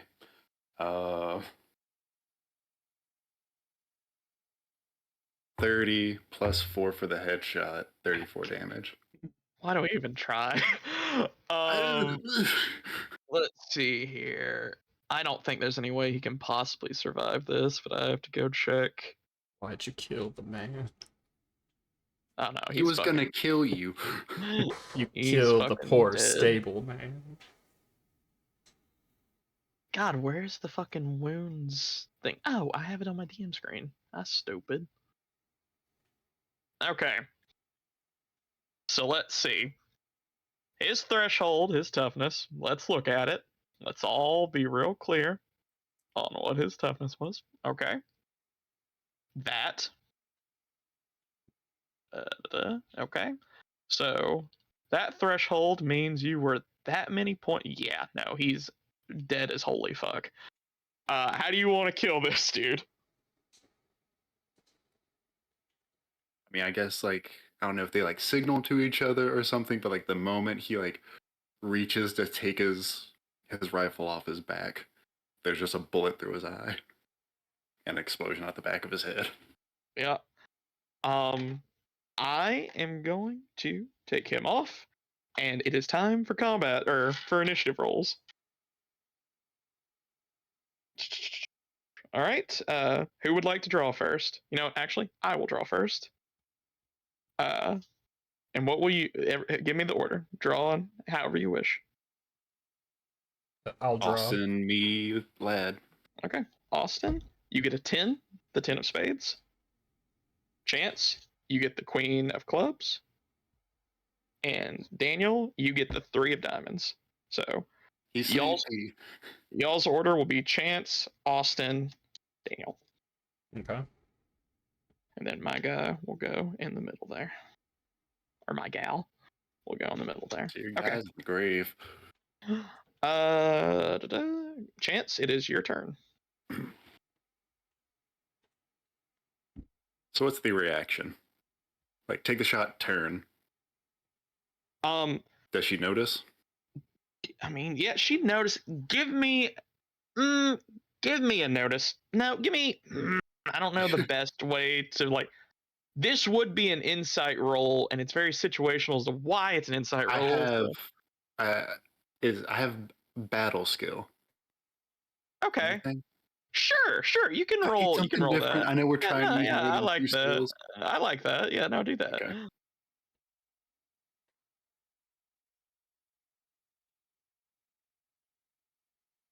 Uh, 10. Okay, yeah, 10. You get 2 things since you did get a raise. 1, she is she's going. Like this has not dissuaded her. And 2, she heard a shot and is so far away, and the dude did not get a chance to cry out or anything. She does not know that her partner's dead. So Because she's they still were moving in. Yeah, they were about 60 feet apart in the dark and were trying to be sneaky. She heard a shot and no discernible sound from him. She's Okay. still in fight mode. Then I guess I will use. So here's what I'm thinking. Mhm. I'm gonna drop down from my tree. Yeah. Drop my rifle. Uh-huh. Just kind of motion to the boys. Stay here. And I want to stealth my way, and I want to like flank to her side. Okay. So I'm gonna need a couple rolls from you. Sure One, thing. I'm gonna need an athletics roll to get down from the tree gracefully, since you're not climbing down, you're jumping out of the tree. Yep. This I'm gonna say -2 since you are fully hopping out of a tree. Okay.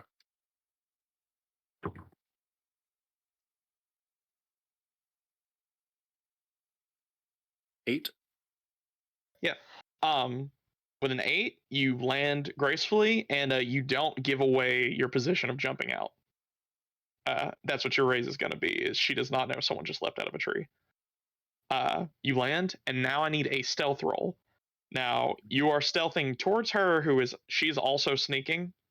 Yep. So this is gonna be -4 on this stealth roll. This is fair.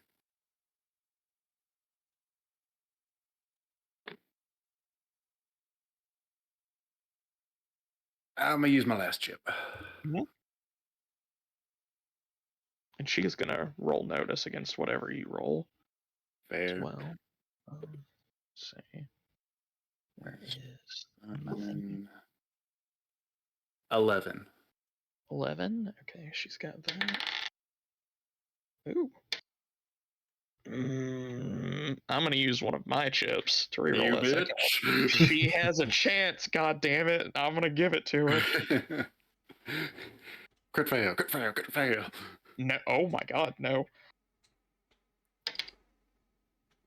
She got a 20. Oh fuck. Yeah. I'm here, So doggy. she exploded 3 times. You see as you start to move towards her, you still have a pretty good sight of her. She realizes she's made, and like you hear the audible sound of a lever going back as she is getting ready to start shooting. And that would be Austin's turn. All right, Assuming so that's all you're doing, or that was multiple things. So I assume That sounds like 3 actions. Yeah. Okay. You know, move like drop down, stealth and movement. That sounds like 3. Yeah, I agree. all right, so I know Oliver saw them because he's the one that sussed them out. Since me and Mr. Whitman were, a little busy, I was trying to calm him down. Do we know where the woman's at, or do we need to first make an action to, since she's stealthing? So she was pointed out. I assume Oliver pointed it like generally. Okay, You generally like 1, 2. gotcha. So I'm gonna give you both a +2 to this, and you're gonna roll against her initial stealth roll. She rolled a 12, Ooh. so you got to get a 10. They rolled very well sneaking up. I thought this was gonna go way better for me. Alrighty, roll I do my notice best. or survival. This will be a notice. Notice check. All right. DC is 10. Yeah, I can. Ooh, I get to re-roll a 6. I'm not gonna get this one though. I can already see it. Ooh, another 6. We're there, doggy. 16. Okay. You get it, and then there's a raise with it. So yeah, you see her. She's right there, and with the raise, I'll say you even know the fact that she's drawing down. Like you don't just see her, you see her getting ready to start shooting. All right. Do I possibly know that her? I know I saw Oliver take the shot. Do I have any comprehension of the dude being dead? Turn my back. I don't think so. Sounds good. Like even with that high thing, like he got shot in grass and then fell down. Like you couldn't possibly see him from where you're sitting. That's true. Okay, and they were about 60 feet apart, you said. They're about 60 feet apart, and she's about 60 feet out. Okay, 60 feet, 60 feet. Okay. Range. So the way range works, if it's a D6, you said multiply it by 5, so it'd be 30. Is that 30 feet or 30 yards? So D6 is the short range of your weapon. I'm using Or a spell. Oh, 6 is the range? Yes. A D6. Is it 30 feet or 30 meters? let me double check. Let me find which spell are you using? I'm gonna stun her. Okay, The stun. range just says smart. It's my smart skill, and my skill's at a Yes, D6. so multiply 6 by 5.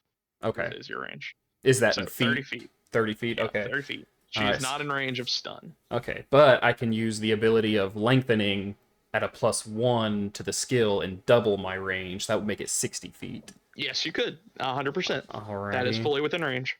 And since I don't know what is the remember how this works. The first thing you got to do is you got to make a spell like check using your spell casting skill to make sure the spell works. And then if it's a targeted spell, then you make your no. If it's a targeted spell, that roll will be your to hit as well. Yes. And then I can't seem to find it anywhere again. The medium versus large blast template. So that is kind of irrelevant unless it's like a cone emanating from you. If it's just an explosion type deal, yeah, then for the sake of this, it's just going to be kind of like D&D rules. Like a medium blast template is about a 20-foot radius. 20-foot radius. Okay. Then I shall... I'd say to keep this simple, since this is made for tabletop and not theater of the mind, I'd say a small blast template circle-wise is a 10-foot radius, then a 20-foot radius, and a 30-foot radius, unless we need to get further past that. Is everybody cool with that? That seems like a simplified way of doing it. So you said large will be 30-foot radius? A large would be a 30-foot radius, yeah. Alrighty, because I'm thinking, since I don't know he's dead... Try to get them both? I was gonna add my modifier and go for a large blast template in between them, because that would make it a 60-foot blast radius. Yeah, for sure. Yeah, Alright, so that's going to cost me 6 points to do everything that I need to do. Yep. Alright, and then I'm going to use my wild card dice for this one. Yeah, you always do. Remember, every roll you use it. So. Yeah, this is the only action I'm using this turn. And so you don't add these. This is not like a gun damage type thing. You take the highest, whatever that may be. That'll work. Reroll that d8. It's a 3, so 8 plus 3 is 11. Okay. Yeah, you have made you've made your check. And is this a to hit thing? Because if it's a to hit thing, you have a raise on it. It says I have to... So a successful casting means the victim must make a vigor roll, and if it's at a raise level, they take it at a -2 or be stunned. Okay. Got it. -2 vigor roll. So I need to hit a 4 on the vigor roll, -2, so I need to roll a 6. All right, what is your vigor? Okay. Pretty good odds in their favor. Or in your favor, but I'm going to use one of my chips to reroll. And that is a 7 on their D8, so it does not take effect. Okay. As you launch your stun. Again, I should have said this beforehand because we're thinking about it. I know you can take multiple actions a turn, and you still are open to taking multiple actions a turn, but I do want you to state them all at the beginning if you're going to do multiple actions, because minuses... Okay, cool. Nope, because I was going to do that and just tell them that we see them. We see you! Alright. That is her turn, then. She sees Oliver coming at her. But he just... Well, your magic is subtle, so she couldn't possibly know that feeling she just felt was you at this range. So, I think she takes the shot at Oliver. Let's see. That's her shooting. So let's see if we can hit a 4 on this. We do hit a 4 on this. Damage.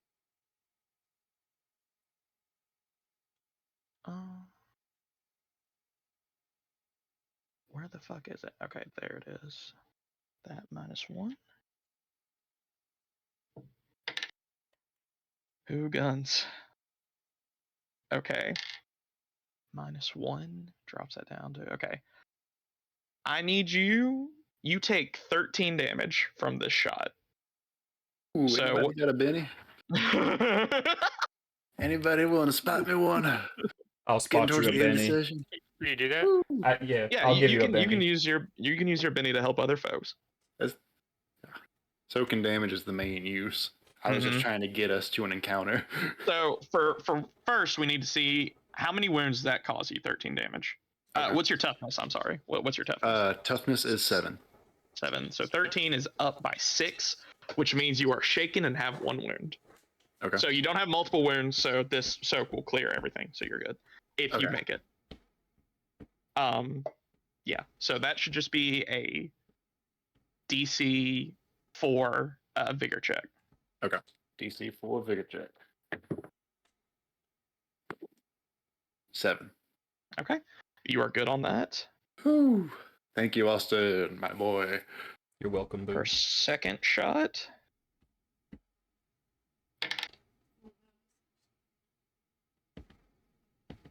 Okay. She hits again. This is gonna, I can already tell this is a less successful roll. Okay, this one is not as bad. You take 8 damage on this one, which would Okay. be shaken. All right. All right, so she rattles off 2 shots, quickly levering her rifle as she does, before she moves 30 feet, not 30 feet, she moves 15 feet back towards some of the trees between the two of you and takes cover behind a tree. And that is John H. Whitman's turn. She's now about 80 feet from you. And you've seen gunfire now, so no need to pinpoint. Like, you're seeing muzzle flashes, you know where she's at. After getting awoken and immediately hearing gunshots rattle off, I unsling or I take from underneath the tarp my Winchester 76. Uh-huh. Also, and look to where the fire is. Do I see where everyone is going? Yeah, you do. Like, you've been awake long enough, you saw the shots ring out, and you saw her running back and taking cover behind a tree. Do I see Oliver flanking around? He told you Yep. guys. So yeah, you know where he's at. Oh, okay. But also those shots were at him. You see one of those shots like ding off the corner of his breastplate, and you know that she is shooting at him. All right. Since he's advancing, I get behind the tree and I rattle off 2 shots. Okay, so each of those shots are at -2. All right. That is shooting. Mm-hmm. Okay. I'm gonna use a Benny to re-roll. Yep.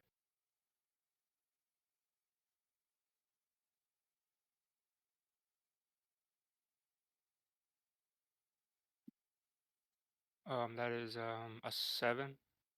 Okay. So she is taking cover behind a tree, and cover is a little bit of a thing in this that we have to take note of. So let me find it so I can read you guys the exactsies of it.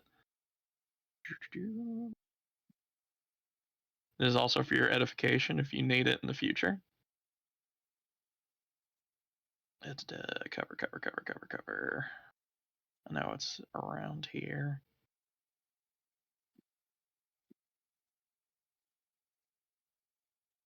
Come on. Oh no, you're right. Cover. Okay. So the way cover works is being in cover applies a bonus to essentially their AC, more or less. So being behind a tree would give her like +4, or effectively you -4. So that would have technically, you've missed her, but since it was through cover and you would have hit, you still do partial damage. Huh. Okay. So what you're going to do is you're going to roll damage, then you're going to subtract the toughness of the obstacle that you're shooting at, like through, essentially. And since it's a tree, subtract 6 from whatever you roll. All right. 2d8.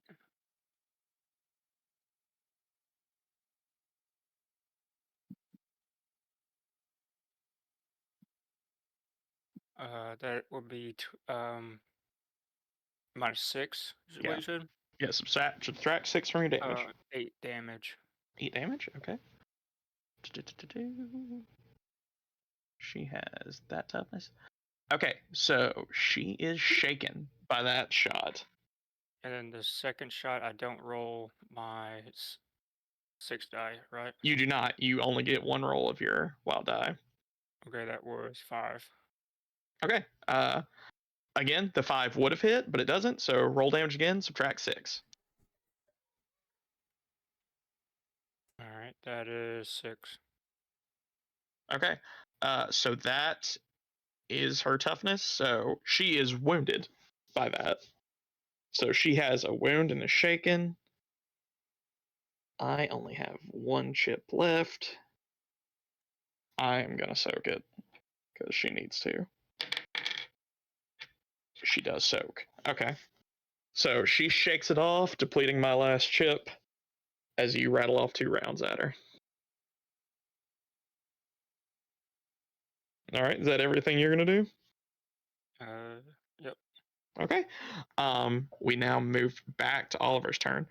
She's backed away from you and is taking cover behind a tree. She is aware of where you are. Mm-hmm. All right. So I'm going to sprint Okay.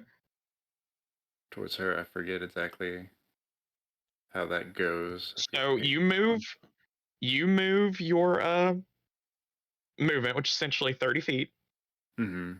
and then you roll a d6 and multiply it by 5. Okay. And sprinting is an action, so by doing this, you're taking at least a -2 to everything else you do. Yeah. And she's 80 feet away. You didn't advance much when you started Not, stealthing. yeah, not So much. mechanically, yeah, she's 80 feet away. Okay. Then I'll sprint and whatever the rest, because I'm trying to think of, stating all my actions before we start rolling. I'll Yeah. probably dive to go prone. Okay. Assuming I she's would gonna I would count that as this movement action of sprinting. So I wouldn't Okay. call that a full action. Okay. All right. So rolling 1d6. Yep. 3 times 5, 15. Okay. So you get 45 feet. You're a little over halfway to her. Okay. Dive and is there a dodge action? There actually is. The problem with the defend action is you have to use your entire turn to do it, and Ah, shit. Okay. it is strictly gives you parry. It does not give you anything like that. Well, being prone gives me like what, -4 or something? Yeah, So, by being prone, you have cover from range attacks, a medium cover, and medium cover is mechanically. She takes a -4 all right, yeah, that's to what I any thought shots at I you. did read. Then yeah, I guess that's my turn. Okay. You see Oliver sprinting across the field as she moves back, and right when she is going to pop back out, he does a swan dive down into the dirt. It is now JP's turn. She is now 80 feet from you. Alrighty, I'll move my pace forward, which is 30 feet. Mm-hmm. And then I think I'm just going to repeat what I did. I Try still. to stun her again. Yeah, and I'm going to try to do the area of effect again. So that can be. Everything involved will be another 6 points. That's going to drop me down to only having 8 left. I mean, mechanically, the AoE gives you a pretty good shot at hitting her. Even if she moves out of range, you can artificially, by doing an AoE, extend your range by 30 extra feet. Oh, that's You know true. what I mean? Because if it's like your range is 60 feet and you put a 30-foot radius at the end of it, it's technically 90 feet. That's true. Mhm. So actually, I don't have to extend my range if I just position the large. Yeah, no, if you correctly. drop a large, I will say 45, you're at risk of hitting Oliver on that one. So I'm not going to say that you're going to, but if you roll below your threshold on your spellcast, I'm going to say you may backfire on Oliver. Alrighty. So keep your chips ready on that one. Chances I'm willing to take. I get to reroll. Oh, bother, Piglet. Save. Oh no, Chance Ooh. is stunned in front of my guy with a gun. Yeah, oh What'll I no. do? Blows my fucking head off. That is 14. Fuck me. Okay. That's 2 Oh, boy. raises. So I- -4. No, you're good. He did it. Oh, okay. Um, Sorry. Will it give him? It doesn't. Or is it because all it says is at -2 with a raise on arcane skill? So yes, because you got 2 raises. So okay, -4. Mm. that's what I was asking. Would it actually get the -4 or just a -2? Okay, so if I don't explode on this, she's for sure stunned. I did explode, but that's still not even a fucking guarantee because of how many raises you got. And that's 1, so no. You see her going to pop out, and then you see her just shudder in place as she's like, you see the, like, you can see this pretty good from your vantage looking up. You see like veins bulging in her arm as she's like trying to drop her gun, but can't. As she just looks confused and a little afraid as she's trying to drop her gun down to take shots. All right, I'll. That's the only actual action I'm going to use my turn. I'm going to call out to the boys that she's stunned. Okay. Is this free action? No, it's still mechanically her turn, and she gets her turn is next. So well, what does she get to do, Austin? Like, does she get a save on her turn? Let me go to page 1. Or actually, let me look up stunned because that's probably where it. Yeah, is. I was gonna say it's on stun. I think it's I think it's the beginning or end. Victims are distracted until they recover, fall prone, can't move or take actions, don't count towards until they recover. Fall prone. Yep, recover. At the start of a stunned character's turn, they make a vigor roll as a free action. Success means no longer stunned, but remain vulnerable until the end of their next turn. With a raise, his vulnerable state goes away. Okay. At the end of the turn. She needs to make a vigor roll to try to unstun herself. She does not. She rolls a 3, 1 shy, and I am out of chips. So you see her straining, trying to drop her gun barrel down to try to do something, but she cannot move as some otherworldly force that none of you really understand. Thank you, God. You know, JP has not explained jack shit to you people, and all of his stuff is much in the Tao of the Lord himself in strange and mysterious ways. So you don't know shit. She just can't move. It's Mr. John H. Whitman's turn. She's stunned as fuck. And I did call it out. Uh-huh. Just to... Is there bonuses to stunned? Yes. Any actions made against her since she is vulnerable are at +2. Alright. So you could figuratively negate a double shot if you wanted. Yeah, I'm gonna do a double shot again. we could get information. Wait. Wait, how far is Oliver? Oliver is like 45 about feet 30. out. He's about 35 feet away from her. 35 feet? Mm-hmm. He'll have to dash to get to her, but he could. Yeah. Well, it's not if he can. If he dashes, he will get to her. Yeah. Technically, both of us can, because I'm 50 feet away. Mm-hmm.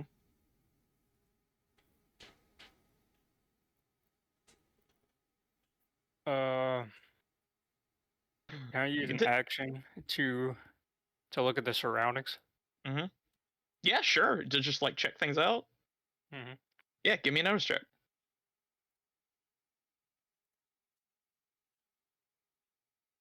Ooh.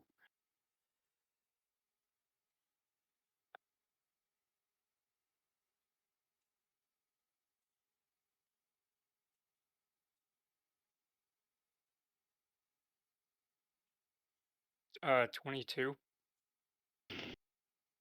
What the fuck? Okay.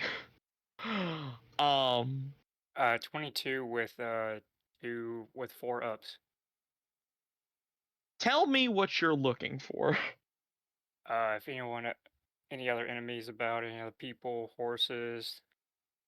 There are 2 horses, further out that you immediately clock that you don't know how the other two didn't notice faster than they did.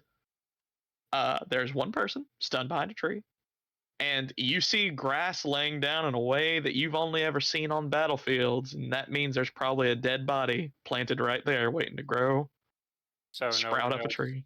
no other That is, people coming. there were two people, and one is dead, and the All other is seizing up.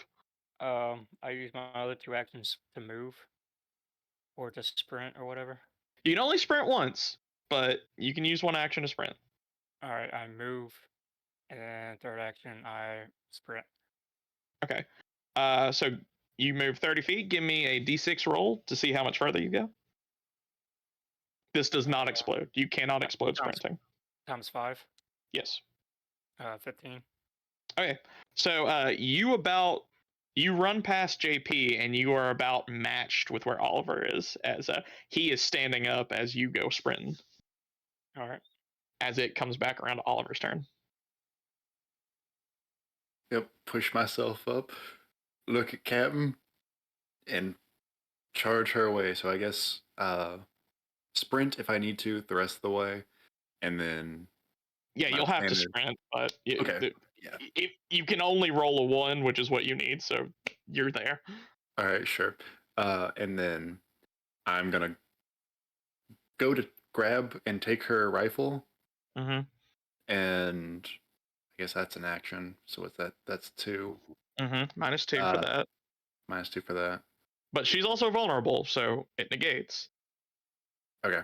Then yeah, if that's gonna negate, then yeah, basically grab, and then flavor is if I can take the gun, bash it in her head. Okay. So But mechanically punch her, do a melee attack. okay. So everything will be at -4, mechanically -2 because she's vulnerable. So Mhm. first thing, I want you to just make a melee attack against her first to disarm. Okay. If you succeed, it's done since she can't fight back. Okay. And -2 for that. -2.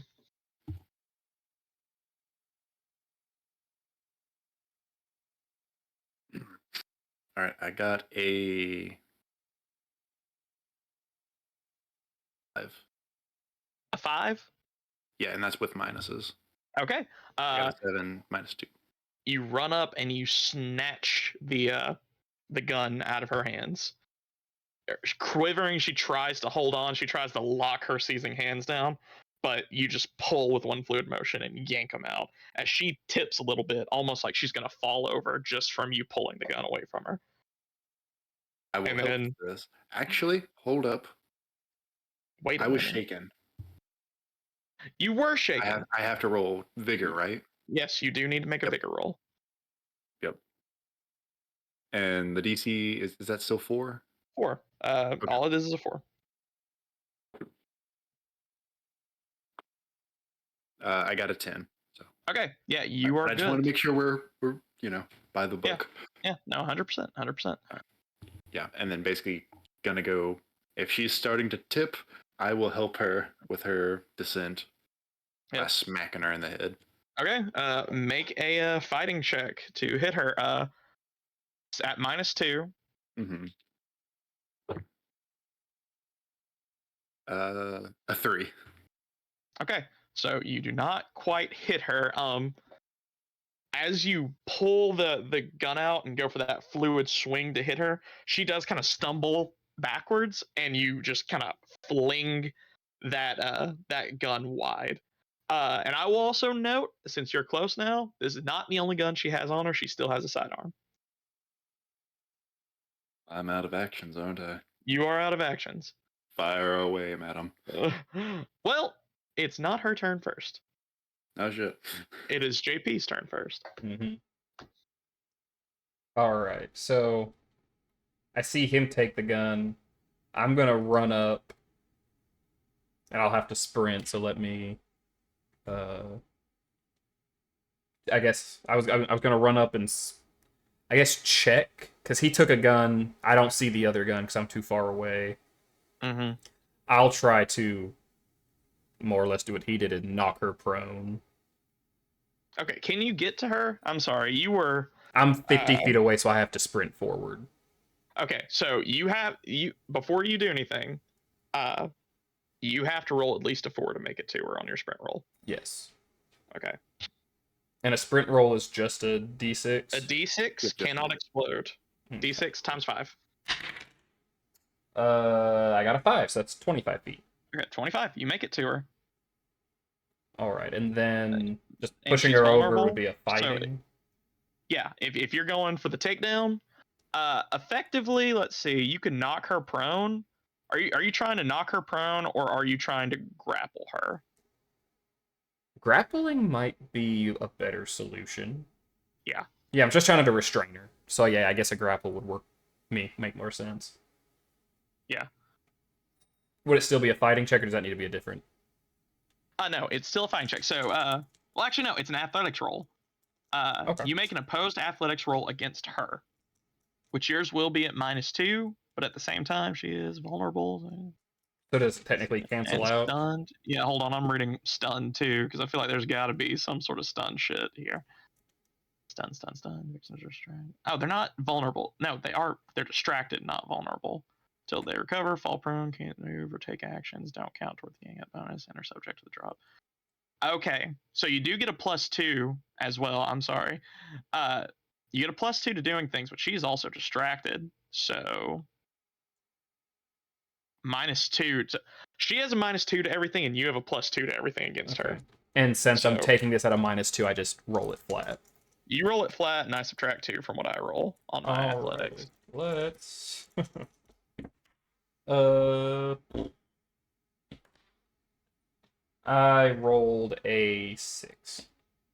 Okay. So, full disclosure on her athletics, she has a D6 -2, so she has to roll a 6.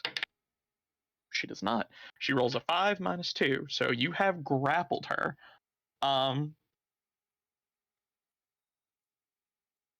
Wait, you rolled a 6? No, I rolled a 4, then rolled again and got a 2 on Okay. my D4. Okay. All right. So is entangled. Okay. So she is entangled by you, which means she is. Why the fuck is entangled? Nothing. Whatever. You got her. You got her. Okay. She's in hand. Is it a free action to see if this, like, who they are? Like, do we recognize the person, or is that an I mean, yeah, action? it's free. It's 100% a free action, and no, you do not recognize it. This is a maybe late 20s, early 30s woman with a sort of longer red hair pulled back into a ponytail. She has a scar over her left eye that has left her left eye mostly white. Very tan skin with freckles, and she's wearing a dark shirt with brown leather pants that are quite dirty.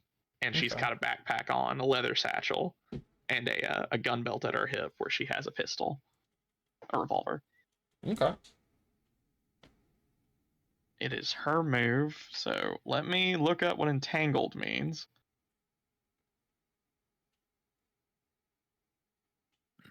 The victim can't move and is vulnerable as long as they remain entangled. Okay. So mechanically, nothing has changed until she becomes unstunned, Mm-hmm. in which case she still maintains a lot of the bad shit, but she has chances to get out. So, step 1, I have to roll to see if she is relieved from the stun. She's not, so nothing else matters.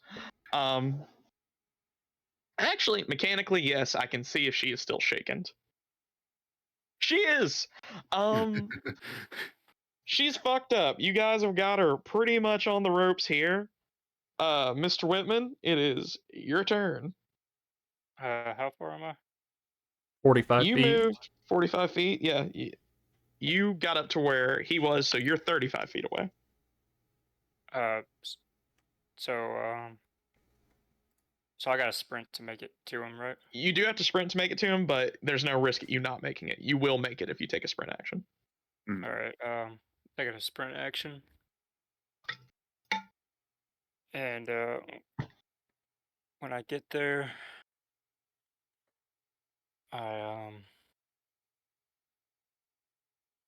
I I grab her other weapon Okay. Um. and toss that aside. Okay. Anything else you're gonna do? Again, we need to state all of our actions beforehand. And so each person has one arm pretty much. No. No, Austin has it Yeah, wrapped up. Austin's Just got it every wrapped gun. up and stunned via magic. Mm-hmm. The other one. Okay. You double bagged her.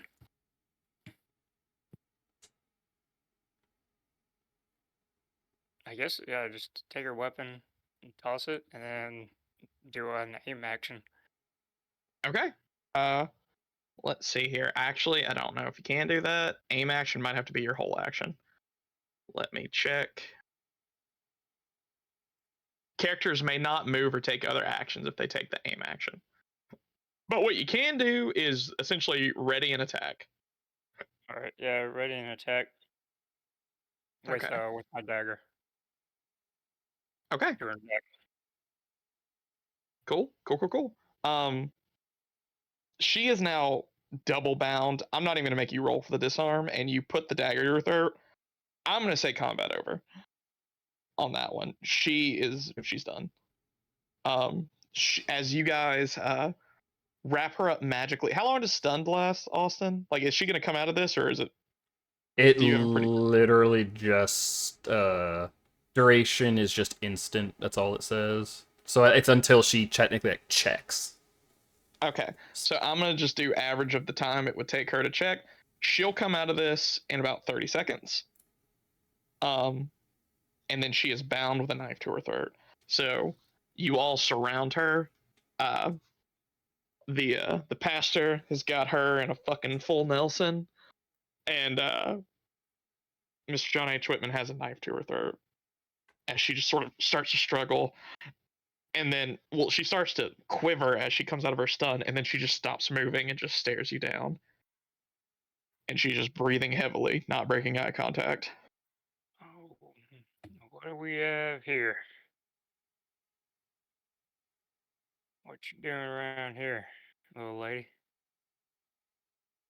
How many balls does she have? Pretty ballsy. She spits in your face. Hmm.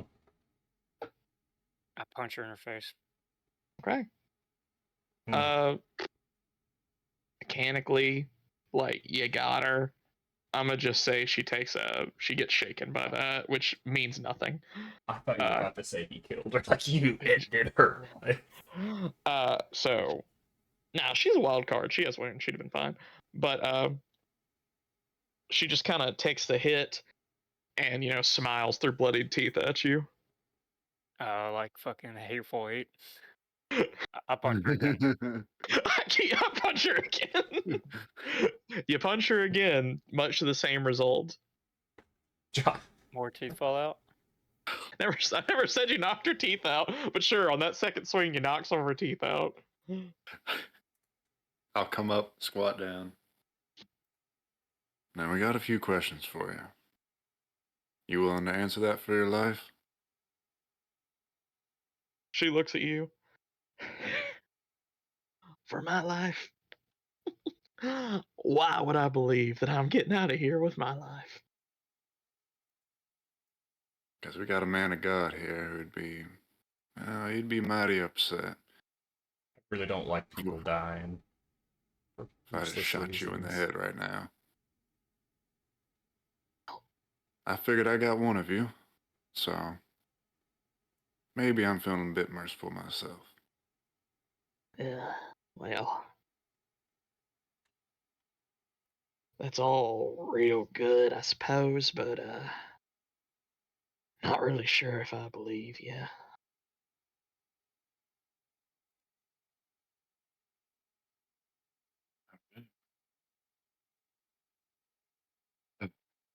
Well, you had to bring something with you, didn't you?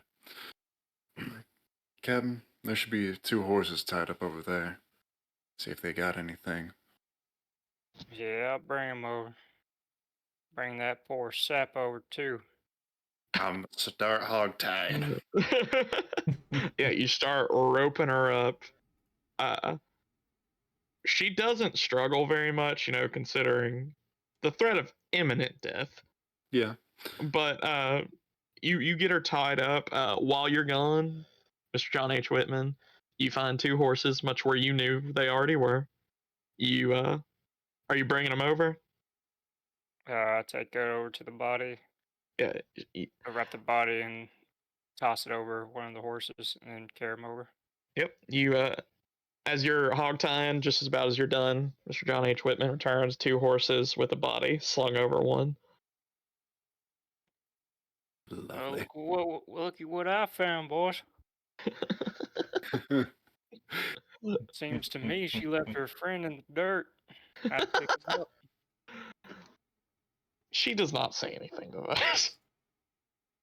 I don't think Gotta she be, realized anything, Mr. Whitman. No, she knew. gotta be thankful. I'm like a little delivery man. Bring the locals some milk. About the same, I reckon. See what you got in these packs here. Uh, Through the saddlebags, anything you good? you're looking through the saddlebags. You find ammo for their rifles, which is chambered the same as yours. You find about 40 extra rounds for whatever you want to take. Anybody else got 45? I What'd think you say? I think Anybody Austin else got does. 45? Let me double check what the sawn-off You- uses. You both have Winchesters. I think that The I sawed think off? I have a I think- I have a sawn-off Winchester. Oh. Let me double check. I want to say they do. I want to say they're the same gun. It's just Austin's is sawn off. Yeah. That sounds right. Yep. Yeah. Is what type of Winchester you have? The 73? What? No, just 45. Yeah. Oh, nope, To mine's speed this different. along, we'll just say that. Oh, okay. Well, if it is different, then no. Nope. He has, if his is the 45, his matches the Winchester 76. The sawn-off is the sawn-off of the Winchester 73, which is a 40. Okay. So no, Alright, you okay, only I'll one take you. Okay. You find that, and on the corpse, as you're sort of looking it over, you find a Colt Navy pistol on this guy, as well as a rifle, same as yours, Winchester 86. Same as she had, except her pistol is a older Colt Navy, and it appears to be a ball and cap pistol. Toss Oliver the Colt. Okay. Balls of war for you.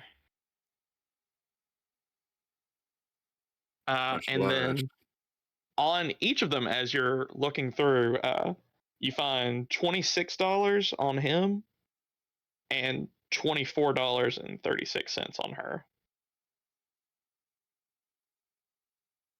Okay. And that's Any, the gist of what you find. No No. identification. No. Well, okay. She left her driver's license at home. They could have Illegal some to drive a papers, horse. They could have bounty papers, some kind of. You could have something. No, that's fair, but no, they don't. All right. Then before we get into interrogation, the only thing I'll bring up is that it is past midnight. Yeah. If, No, if we want to wrap up session, we can knock her out, handle it in the morning, aka next session. Let's just go ahead and get the intimidation out of the way because this is the last thing I had planned, and we're 4 hours, which is about on time, unless you guys are really hurting to go to bed. I don't know. I was just throwing it out there for anybody. Mm-hmm. Y'all want to call it here? I mean, if we just have the one thing left, we can finish it. It's up to y'all. Yeah. Okay. Bring everybody around.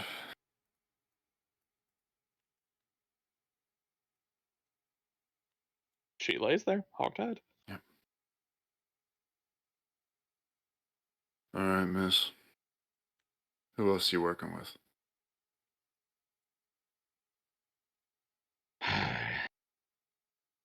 Just him.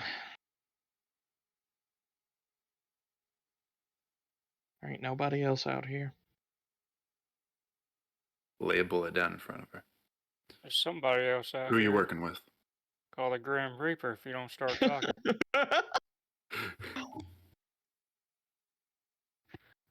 As I said, it's just us out here.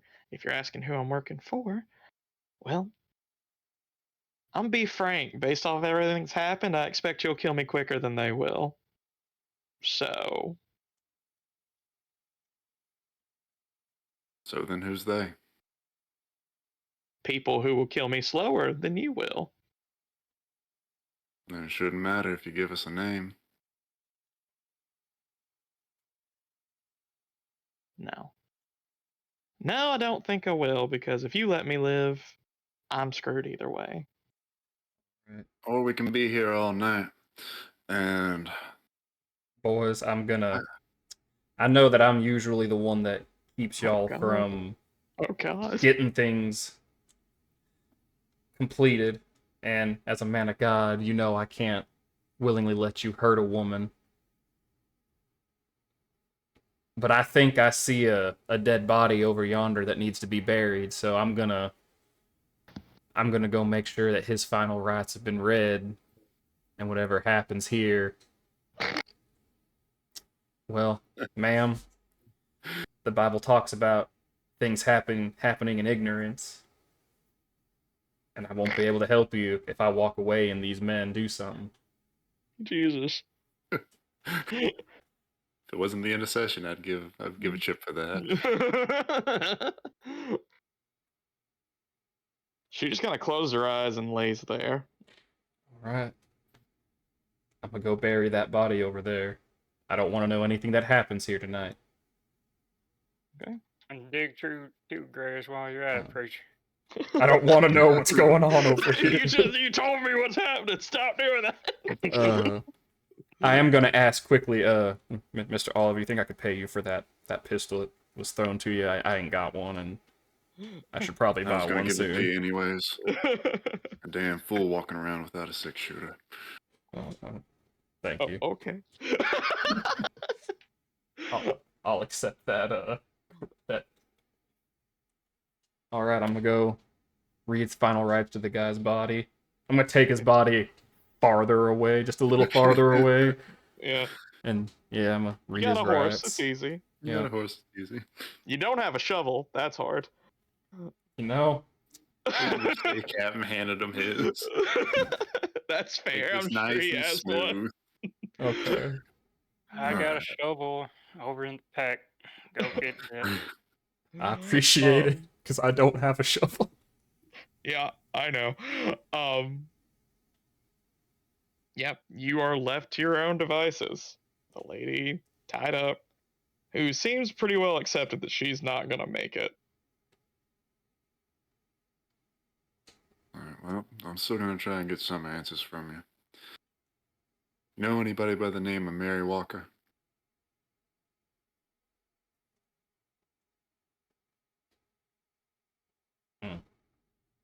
Alrighty. We did it that way. Take out a knife. Captain, do you want to do the honors or me?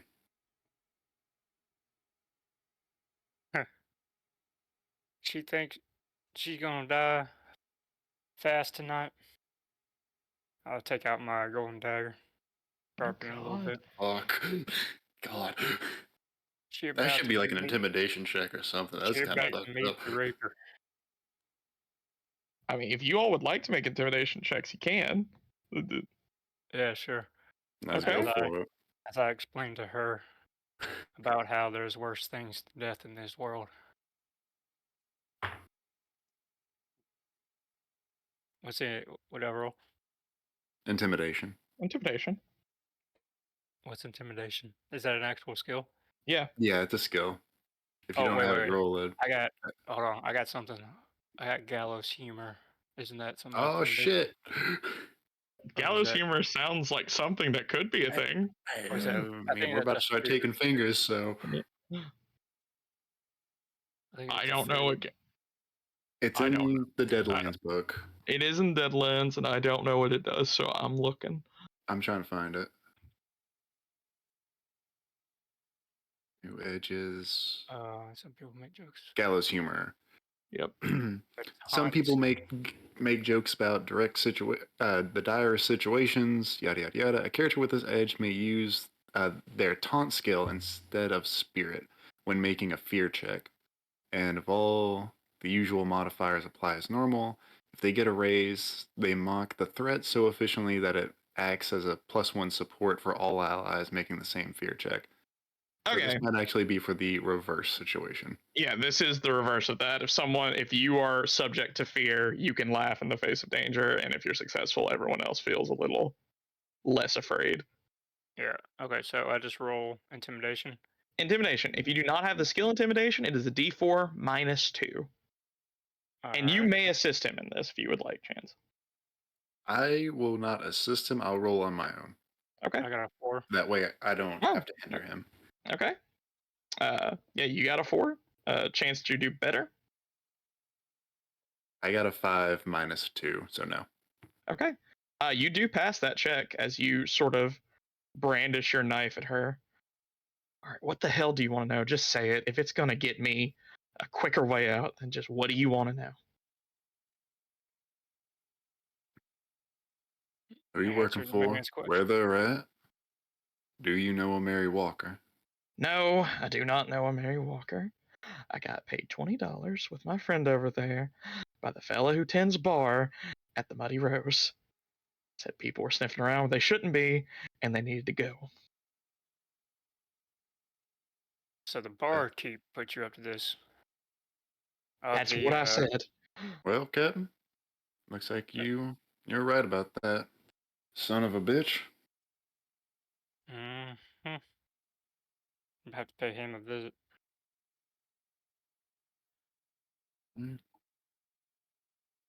You got any bounties out for you? Couldn't rightly live in that town if I could, or if I did.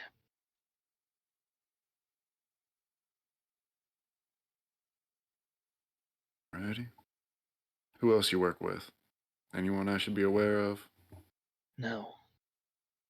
Only person I worked with is dead now. And so, besides this innkeep, who's all behind the curtain? Do you think I know? They paid me $20 to kill someone. You think I ask questions? Seems like you should have now. Yeah, well. Alright, well, I suppose that's everything we should know, right, Captain? Any questions? I don't reckon so. The only question I got now is what we do with her. I suppose a situation like this is, now,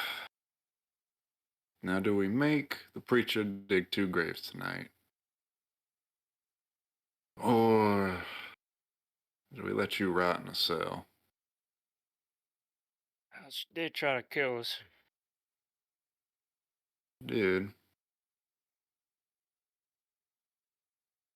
But the sheriff would like to hear about this, especially if this is going around in his town, so. Yep. Alright, well, Sheriff's you good know what I'm man. thinking? What's that? I think we decide this in the morning. Clock her over the head. Whack.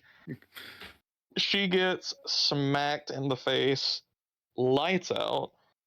As she does, the sky above is bright with a full moon beaming down on you all as you two stand over a hogtied woman with new answers and new questions. And your preacher friend digs one grave tentatively. That's where we're Appreciate going to end. Guys. Chance, did you give me any bullets with this gun, or am I just gonna have to go buy some? There are You can 20 take her bullets with that gun. Okay. Yeah, there are 20 bullets with that gun. There are 20 bullets with every gun that you guys found, just to keep Gotcha. things simple. And hers was a cap and ball, so I'm assuming you gave him the guys that is not a cap and ball. No, we gave him the guys, so he has an Yeah. actual gun. Yeah. If you want, you can have the cap and ball just as a backup. The Gapping Ball still has 6 shots. It's when you start reloading it that it gets dicey. I mean, we might as well take them and we can Sell them. say Yeah. yes, sell them. Sell 'em. Okay, yeah. Then I'll hold on to the other 2 for now, and we'll sell them in town. Yeah. It's not you really have stealing 2, when you confiscate them. you have 2 lever action Winchesters and 2 Colt Navies. One is Cap and Ball. Okay. Yeah, I went ahead and took the regular 6-shooter off. I just have the ball and cap, and then the 2 winnies. Yep. And then you said one guy had $26 and the other one had how much? 23, I believe I said 36. Yeah, 23, 36. So 59 total. Mhm. Yep. Well, Divvy that as you wish. That is my forlorn punishment to you all by giving you uneven numbers. well, Bastard. if we give Mr. Whitman 50 of the 59, it'll pay for the horses, his side of the horses. Oh no, I won't accept all that now. What it even like? Ba, ba, ba, ba, ba. Oh, I'll take 15 and you guys can split the rest. So 22 each. That way you got some spending money. Alright. Well, then you get the majority when if we sell the other items.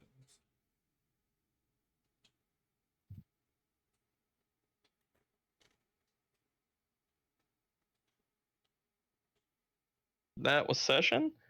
What was everybody's best and worst? Well, my best was my interaction with the.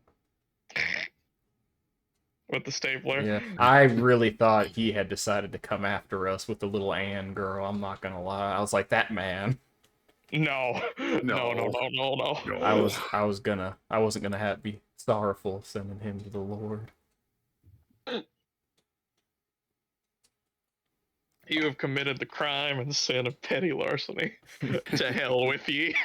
We're going Old Testament. He had to be stoned. He had to be stoned. He just got stoned with a metal ball to the brain. Dark. What was your worst? Oh, my worst. I don't know. Probably. Try. If you can't think of a real worst, try to give me one. It only helps all of us if I hear what your worst is.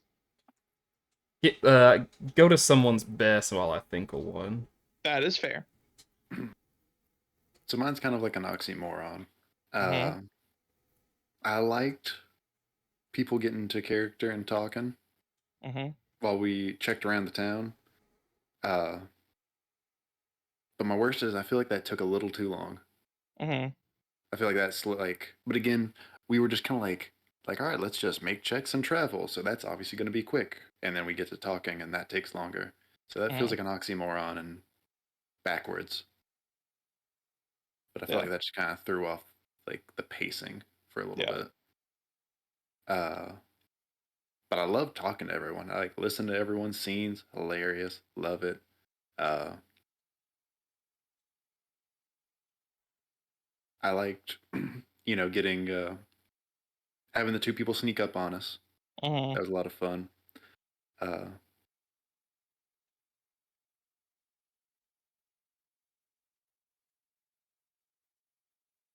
Yeah, no, I mean, I think that was it. I mean, I'm glad that we were like, that we were able to keep up with like the trail because that would have sucked. Yeah. It's like, all right, well, we lost that, so time to find a new quest. So I'm glad we stuck with that. Yeah. Okay. Daniel, what about you? Best and worst. Worst was it seemed like we did a lot of traveling. Yeah. We spent a good portion of the night just traveling. And best was town interaction and probably because of my asking about caused them to attack us during the night. Mm-hmm. It did. That's correct. Hey, but that gave us a new friend that we'll decide what to do with later, Mm-hmm. Yeah. and a direction. Yep. Yep. And I won't ask questions. I'm gonna go for a long walk. Sounds like we're gonna go make friends with the sheriff. Mm-hmm. What about you, Austin? Do you come up with the worst? Yeah, I guess if I had to pick something, because I guess I'm opposite of Chance. I really liked the amount of time we spent in town. I thought that was really, really nice. I guess getting to town, if I had to pick something, maybe could have been shortened somehow. I agree. Here's the thing about the travel. I made you guys do luck rolls a lot because it would have had stuff to it. You guys passed almost every single check. Mm-hmm. Like you did not fail once. So nothing interesting happened because you guys could not be bothered to fail anything ever. And maybe that if something would have happened, then maybe it would have Like you changed. guys Yeah. didn't even fail the fucking cougar. I was just like, man, I'm just gonna make something happen because luck is like I can't. They won't roll bad, so I have to at least try to make something happen, and then seamlessly negotiated around the cougar. So just like, oh, okay, cool. Makes sense. But yeah, Next time I will stab the cougar. Next I time. don't need you. I didn't need you to stab the Next time cougar. I will stab the cougar. Oh, I was just trying to find something. Like even you guys critting on the encounter, seeing the white deer was supposed to have benefits if you guys had failed literally anything beforehand, but you didn't. So there was no benefit to seeing the white deer either. okay. That's our unicorn we'll run into later. Yes. But yeah, I think my biggest shortfall here is I need to make everything significantly harder because you guys don't fail at anything. Like the system is based around rolling a 4 on a 6 and you guys routinely roll like a 17, so I don't know what to do other than just like make it harder. Like my least favorite was the combat. Like I thought the combat was gonna be fun and then absolutely annihilated it just like the first one. I was like, god damn it, because I made both of them wild cards. I thought that would prolong the fight, give them a chance. They were obliterated. I Oh, still don't see. really know how to do combat here. It sucks. I actually really liked the combat tonight because it only went as well as it did for us because of Chance's call shot at the beginning. But because of his call shot, I think it made it super interesting on my end because trying not to murder people was harder. Which I mean, I can kill in self defense, but like the whole thing of the blessed is I cannot just openly kill somebody. Yeah, no, and the So moral objection to killing, especially since you are literally a pacifist. yeah, and so Like, I enjoyed the way the fighting went because I was like, okay, I heard a gunshot. I know shots have been going off and we're hitting people. If I can just stun them, maybe we can end no, this peacefully. I liked the way you guys handled the combat. I just didn't like the combat because it didn't really even feel like a combat. I It get just you. felt like I gave you guys targets to push over. I 100% just now bought Pal World, so Mhm. as soon as you're like session over, I was like, all right, I'm gonna totally spend $29 of my $50 Steam money. No, I mean, I feel like the combat, like, again, if I failed the perception check, then we would have gotten fucked up. And then the snipe worked out well. And even then, I still almost got my ass blown away the first time she shot. Yeah. So it was like, Had I not had yeah, 2 more like, bennies, again, my whole thing was like, I was willing to spend all my chips just trying to get us back on track. Yeah. So if everyone did that, then it's like, all right, well, shit, I'm down. Yeah. Well, I don't know how many bennies Daniel had left, but I only had 1. So when I had to use my second to last one on her shot, I was like, if I miss a stun and she gets to shoot someone again, people are gonna drop. Yeah. But no, I overall loved everything. It was a good. Yeah, overall, I had a lot of fun. I liked putting the fear of God into a man. Made JP I think feel I'd agree that powerful. like the scales were off with like travel to interaction, but again, that's just That's how big travel things are. Yeah. Yeah. They're like, you're gonna get into town and try and figure it out, and then Which, and I think we kind of, even though I said it was my worst, I still went into not expecting to be doing a lot of travel because we came in knowing if we went after Mary, she was on horseback and we were on foot. Yeah. Yeah. And so, yeah, I mean, the fact that we got to a town and got to interact this session, I really thought we Yeah. would like, all right, and you get to town, and then we'll do that next time. It's like, yeah, cool. Mhm. So, no, I mean, I really enjoyed like the travel bit. I thought it was a lot of fun, like very descriptive, and like I can see that montage, Yeah. everyone running, Mhm. and then getting to town. Like I don't know, like I said, but no, I don't know. Excited for next session. Cool. Assuming there's going to be a 100%. shootout at the saloon.